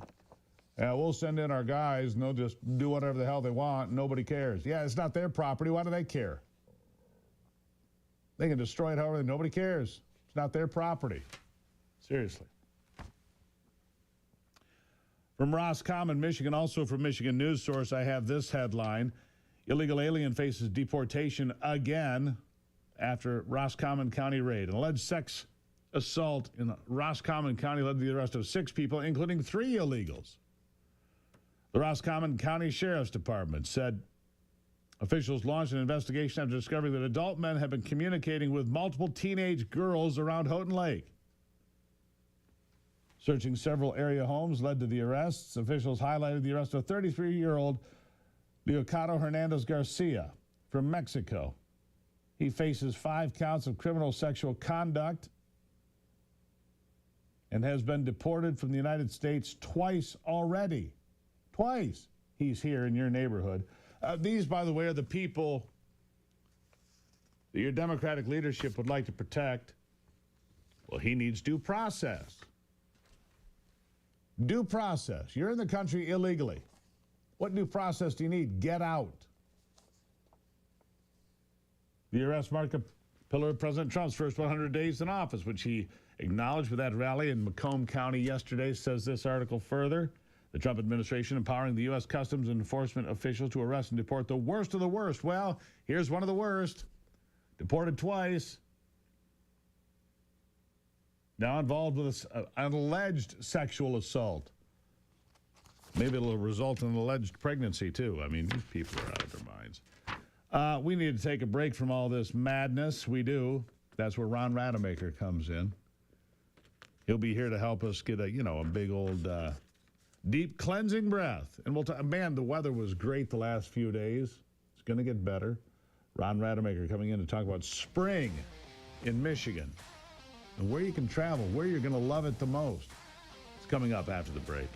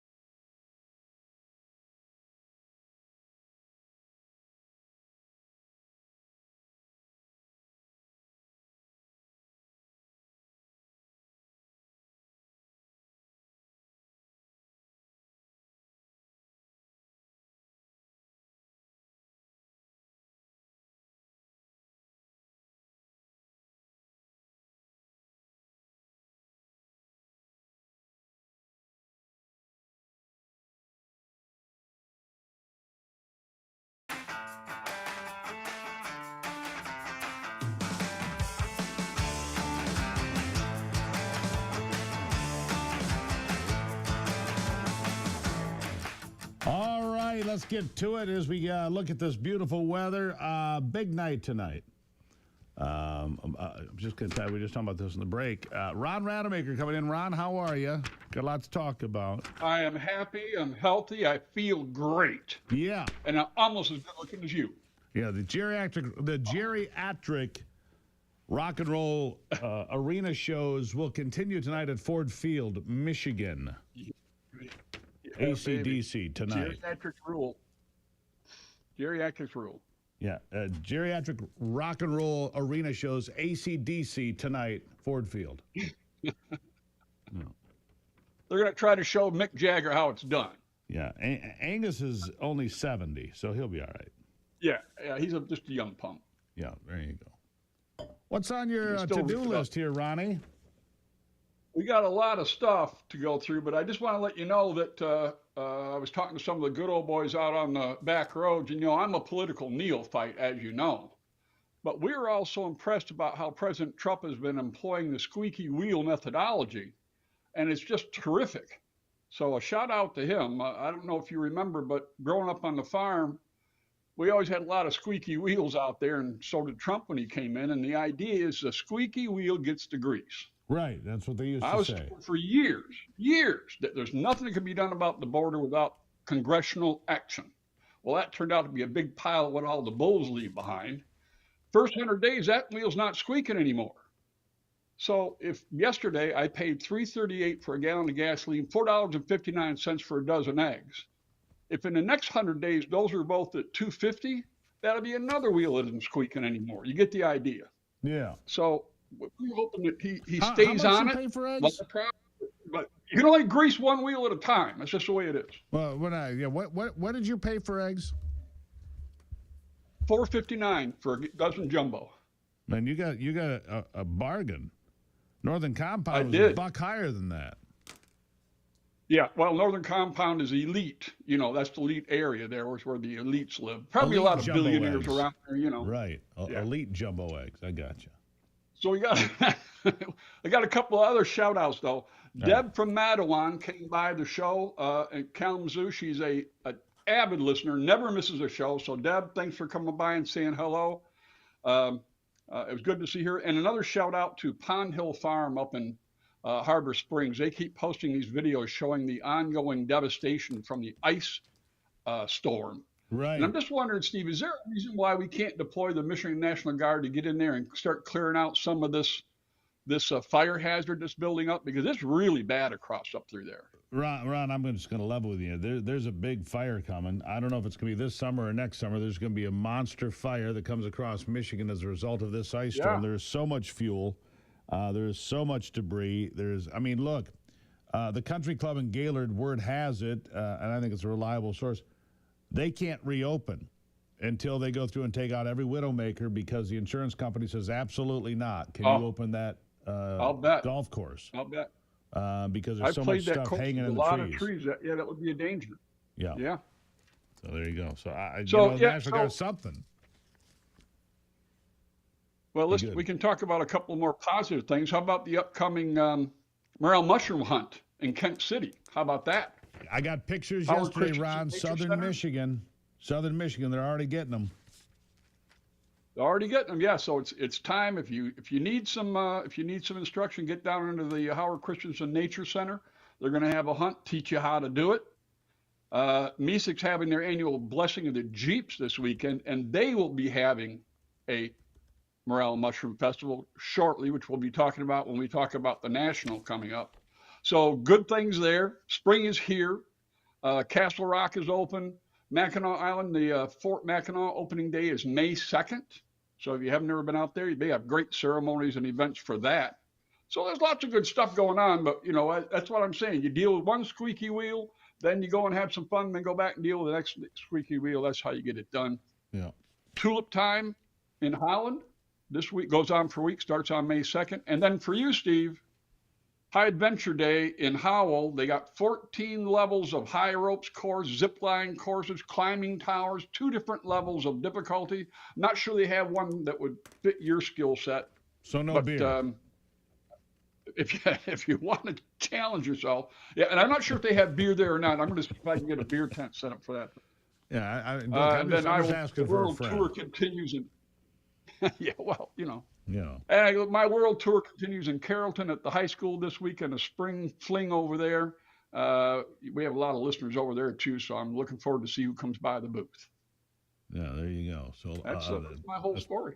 That's pretty good. I'm not going to kid you. So, it's one of my favorite times of year, and I do, at this time of year, start prospecting for morels. And I got a photograph, a week ago from Defiance, Ohio, right? Defiance, not too far below the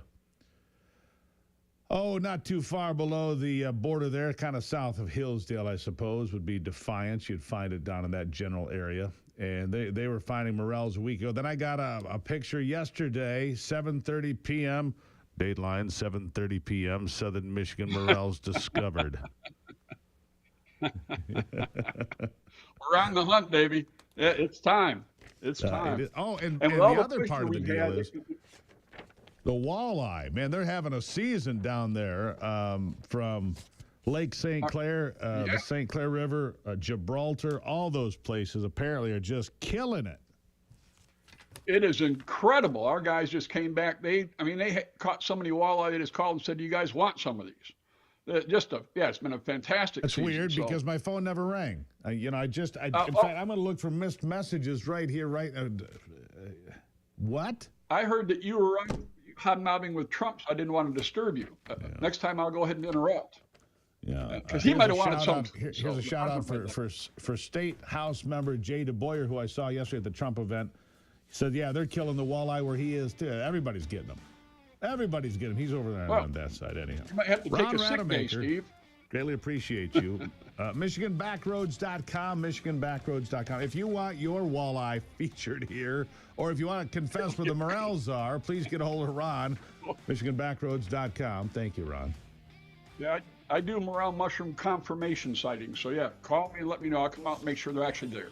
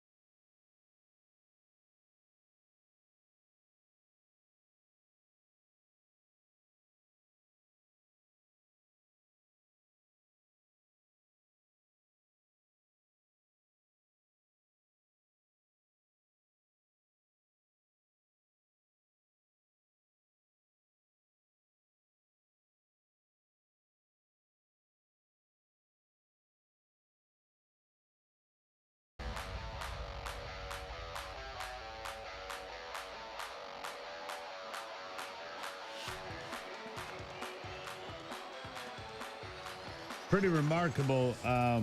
In fact, I didn't realize the Jets at Selfridge was going to get until I just saw this post on Truth Social from the president. Today, I've come in person to lay to rest any doubts about Selfridge's future and the vital role it will play in our national defense. As Commander-in-Chief, I'm proud to announce that very soon we will replace the retiring A-10 Warthogs with 21 brand new F-15EX Eagle II fighter jets, the best in the world. The GAO reporting in December of 22 that half of the military's aircraft fleet, which is comprised of 9 different types of aircraft, are more than 25 years old. The Air Force's F-15EX is one of 4 replacement types of aircraft that have been in development.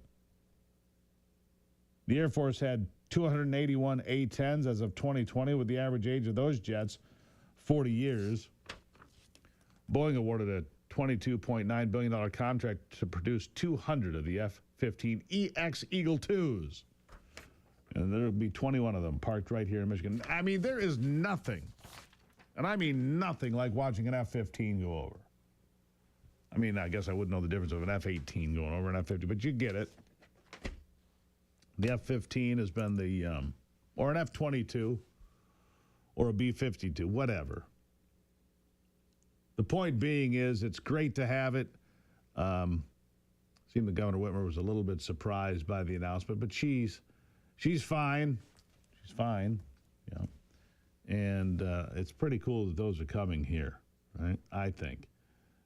They're great jets, and they'll be cruising Michigan. Listen, at any given moment, we have 9 drones. At least that was the number here not long ago. 9 drones cruising above the border with Canada, back and forth, to make sure that we're protected from people coming across that border to do whatever, right? These F-15s will bolster that, the muscular defense system we have. I think that's a nice way. Muscular. Those F-15s are studs. After the break, Eric Matheny's going to be here, an attorney, a podcaster, an influencer. What about these first 100 days? I'll be right back.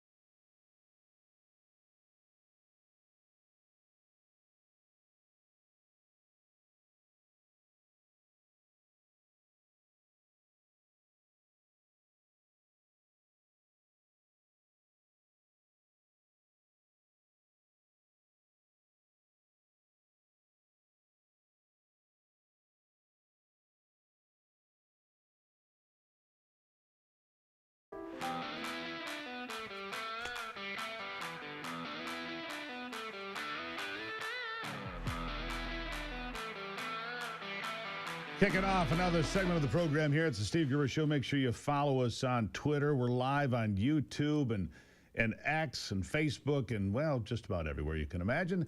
Doing it to make sure you're connected to the truth. You know, it's a different atmosphere. I watched Chuck Todd embarrass himself yesterday. I played it earlier in the program. Good grief. Here's a guy. The journalists didn't hide Joe Biden's problem. Really? Really? Of course they did.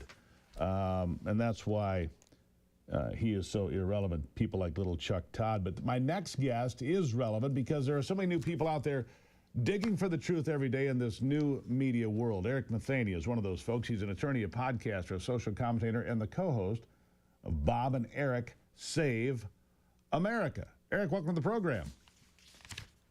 Hey, Steve, thank you so much for having me. How are you? Good morning. I am well. I was just looking at your page here on X, and I see that you have posted at the top here your hero in mind, Harry Sisson, writing about Trump arresting sitting judges. And then I have the headline right here, Eric. Look at this headline. Milwaukee Judge Hannah Dugan temporarily relieved of her official duties by the Wisconsin Supreme Court. Anybody that follows this knows the Wisconsin Supreme Court is way far left of center. The election here recently just held the status quo. It's a left-wing Supreme Court. They said, yeah, that's a felony. You can't help people that are in the country illegally that are about to be arrested out the side of the courthouse. I mean, these people on the left, and I look at Chuck Todd there. What an embarrassment. Yesterday, I look at all these people on the left, and I'm like, what planet do they live on, honestly? You know, I don't understand it because these are the same people 12 months ago, 18 months ago, telling us no one is above the law, while a sitting president indicted a former president who was also his political opponent. I mean, Steve, we have invaded countries for conduct like that in the past, and we've justified regime change wars for things not even that egregious. So when you have a state court judge who's actively impeding federal investigation, that is no different than a narcotics detective texting somebody and saying, hey, you got a search warrant coming tonight. When you impede, when you stand in the way of a law enforcement investigation, you're committing a crime. I don't care who you are. So these people that were screaming from the rooftops, no one is above the law, while the FBI raided Melania's underwear drawer, are now telling us, oh my God, the republic is over because a sitting judge who is trying to hide an illegal from ICE has been arrested and held accountable. Worse than that, it's a constitutional crisis. Everybody hide your children. Come on. It's not a constitutional crisis. Here's what happens. If you commit a felony, you're going to get arrested most often, unless, of course, your last name was Biden during the last administration, at which point you would not get arrested for committing felonies. You would get a pardon. Tell me how about your evolution a little bit. You're an attorney, did a podcast. Suddenly you've got about 500,000 followers here on X and other places you are. How did you find yourself in this new media? You know, I struggle with that term new media because I look at a lot of other people that are out there that are really doing this full time. And I have to take my hat off to Elon Musk for, I have my thoughts on monetization on X, but it has allowed a lot of our favorite content creators to be able to do this full time. And that's why you see people that are just bringing you the news an hour before you see it on Fox News. And you ask your friends, I mean, really ask around when news breaks, when you're sitting there at dinner and you get an alert, are you running to the TV or are you going to social media? And I think overwhelmingly people are going to say, I'm going to X, I'm going to Truth Social, because that's where the information's coming to you so quickly. And that's really what the intended purpose of the internet is for. That and hilarious memes. But that being said, I was a prosecutor. I was a prosecutor in Miami-Dade County, fresh out of law school. I did that for a couple of years and then I went private. I am a criminal defense attorney. I do represent the Constitution and those that are accused each and every day. So I can sit here and I can crack jokes regarding what happens criminally, but at the same time, I have to understand the due process rights and what comes with it. So I think I speak with some measure of authority on that. But a couple of years ago, I have a political science background. I just kind of started speaking my mind. And let me ask you about that. Let me ask you about due process. That's been in the headlines a lot recently. With all sorts of people visiting El Salvador, screaming about due process and criminals removed from our country. If you're in the country illegally, and that's the only crime you've committed, but you've come here illegally, can you be deported, point of fact, or do you need to go through a court hearing to be deported? I mean, if you're found to be here illegally, isn't that enough? What is the due process that's required? Well, you've committed a crime to come here. Right. If you come here illegally, that's the thing that gets me every time is these people telling us they had no criminal history. Your first act on American soil was a criminal act. Exactly. You cannot cross or illegally come here legally if you enter the border without justification, without coming through the channels that, by and large, America is the most generous nation on earth when it comes to immigration and letting people come here on asylum claims and opening our doors, much to our detriment.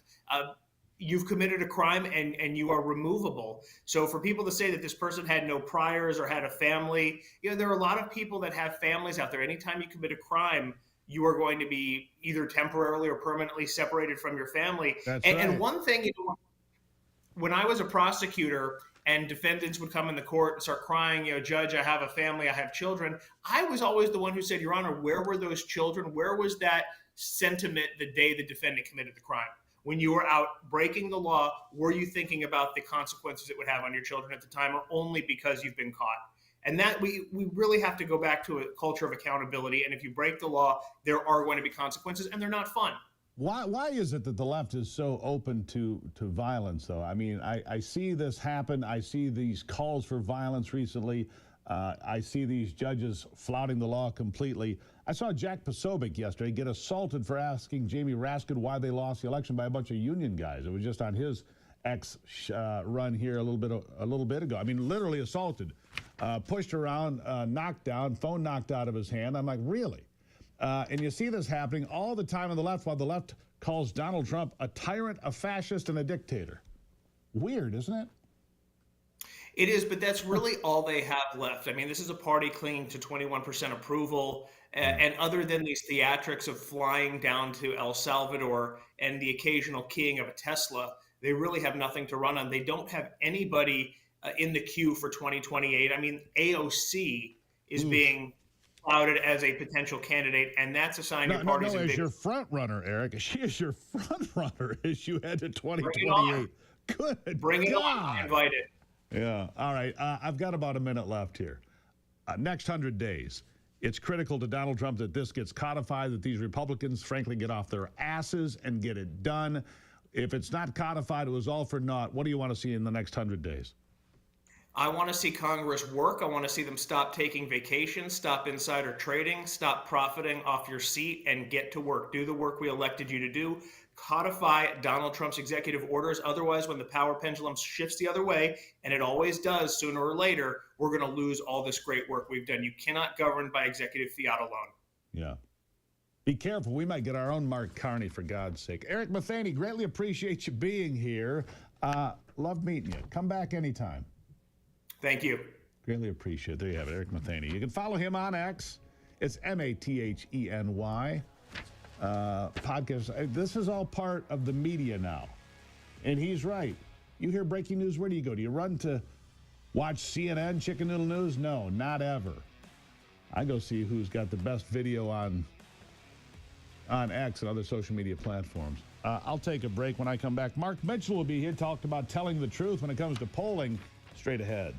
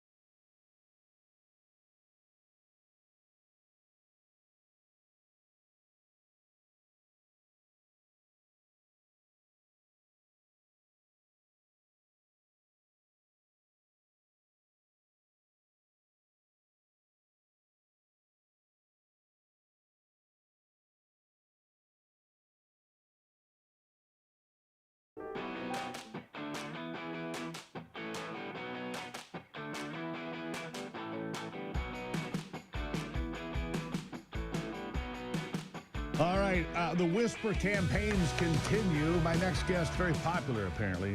We were talking in the break. He's being whispered about oftentimes. The reason being is he had the most accurate poll for the 2024 election. And so when he reports where President Trump is or where other important issues are, the left takes issue with him, tries to bury him, and we bring him out and say, look, here's Mark Mitchell from Rasmussen. He gets it right. Mark, welcome back to the program. Yeah, great to be here. Another information operation going on. Yeah, there we go. You know, yesterday I was talking with John Solomon, good friend of mine, talking to Steve Bannon on the War Room. I was at the get-together with Donald Trump in Macomb County. Thousands of people turned out. It was a raucous crowd. They're having a great time. And this whole idea, and I want you to weigh in on this whole idea that there's all these Trump voters with buyer's remorse. That's what the left keeps trying to manufacture and spread like a manure spreader on a farm. But it's not working. Look, I'm talking to these people. Some of them were former Democrats, independents, Republicans. I'm yet to meet the person that said, gosh, I wish I'd voted for Kamala Harris. What do you hear? What are you seeing? I mean, there's been a lot of analysis that people have done, voter verified surveys asking them if they would change their vote. And they've like 1% said yes, but then another 1% would change the other way. Right. And that's because people don't really change their minds. What I think a lot of the pollsters are seeing is something called a response bias, which is when they go out and sample and just all of a sudden all the lefties are all pissed off. So they're going to pick up the phone and answer it. And then that dies down. And we see those from time to time. And you could say, well, maybe that's not accurate. Maybe that's not polling. But elections are a response bias, right? So what I saw is people were a little upset with Donald Trump like 2 weeks ago. He got down to like -5, -6 in our numbers. He's floating around net even. He's net -2 today. It's not this like circling the toilet drain. If you take off the first 6 months of Obama's term, he's polling like Obama did for 8 years. And that's what you'd expect because we're politically. Yeah, 50, more or less, that's where he's going to be. And let's be honest about this. Yeah. If he gets a couple of these trade deals in place, if the interest rates come down a quarter point or a half point this year and things really start to move again, you make a deal with those 7 major trading partners, be it the EU, Canada, Mexico, China, whatever. You get some of these things in place, the economy in this country is going to hum. Everybody knows it. The Democrats know it. They don't have anything else. Yeah. And so then what happens to his numbers? They're going to go up, right? Yeah, we have experience with that. That's what happened is he came into office the first time in the mid to low 50s, same thing he did this time around, and immediately tanked into high 30s because everybody was calling him a Russian asset. Well, after like 6 or 12 months of that, people started to wake up and say, no, he isn't, and he recovered back into the mid 40s. But then for the rest of his first term, it kept climbing, and what also kept climbing was right direction. And so right now, right direction polling, as we've talked about on your show, is setting records. It continues to set records. It's at 42% today. That's really high, like 95th percentile. And the other time it was setting records is in the winter of 2020. And that's because the jobs numbers were starting to get better. People were happy. There was money. And then the virus hit. And now we're going to see, well, what happens this time? Trump's play, it's quite a bit different. It's a little bit higher energy than the first term, and we might see that again. Yeah, let me ask you this. I mean, I go to Real Clear Politics where they stack up the polls, right? And I look at them and go, all right, so CNN has Trump -14. ABC, Washington Post, Ipsos, -13. New York Times, CNN, -12. Those are garbage numbers, aren't they? Oh, yeah, 100%. And the way you would know is that when people were absolutely apoplectic about Donald Trump, in the media particularly, was back April 8th to about April 15th, and the numbers really didn't move then. But if you're looking at the Real Clear Politics aggregate, his approval all of a sudden just blew out like 3 or 4 days ago. Why is that? Well, because over the weekend, all of these mainstream media pollsters, and the names you're listing off are all polling organizations attached to major corporate interests that have very globalist views, let's just put it that way, a love of the establishment. And they all dropped between -10 and -14 polls all at once right into the Sunday news cycle, with ABC, Washington Post at a -13 leading off the pack. And that's where you got the headline, worst 100-day polling in 80 years. Well, like, no. The ABC poll has Trump underwater 6 points on immigration. You're going to run a psychological operation on America with such a patently Nobody's buying left-leaning it. poll? I'm going to call you out. I'm going to call you a liar. Yeah, they are liars. No, nobody by the way, Mark, these are the same polling companies that told us Kamala Harris was going to win the election in November. I mean, you go back. Well, every these are the same single people one that of them told us put out that, right? Yeah, and they'll say, oh, the polling wasn't that bad this time. Oh, they were kind of close to Rasmussen. No, they were 6 to 9 points to the left of me for almost the entire election season. And even if they maybe had Harris only up +1, +2, +3 in the national popular vote, every single mainstream media election map showed Kamala Harris winning the swing states. Every single one. Not a single one, not even Wall Street Journal that Fox News loves to say, look at Murdoch's polling organization. They actually had Trump up once in the national popular vote. Nope, their map showed Kamala Harris winning. Nobody out there. Rich Barris, Qantas, a few others that are independent, Atlas, we're the only ones that put Trump up. And it's because the second your revenue line gets over $10 million, then all of a sudden you want to cozy up to Washington. You got somebody on K Street. You got big business breathing down your necks. You got your advertisers from big pharma. That's what happened to every single one of these. And maybe the individual pollsters aren't that scummy, but they all report up to a boss. They all report up to Maybe a they are boss that. who Mark, gets his maybe bread they are that buttered by the establishment. Scummy is the word of the day now. Maybe they are that scummy bottom feeders. Mark Mitchell, polling truther. Always appreciate you being here. We'll talk again soon. Yep, awesome. Thank you. Appreciate it. Really appreciate it. Man, they are scummy. That's the word of the day, scummy. I mean, come on. Does anybody believe Chicken Noodle News -14? Trump's disapproval numbers are 57%. His approval is just 43. Bull. Can't say that on the broadcast. You'll have to come in for after hours to hear me talk that way. And you will, by the way. I'll take a break and be back with some final thoughts after this.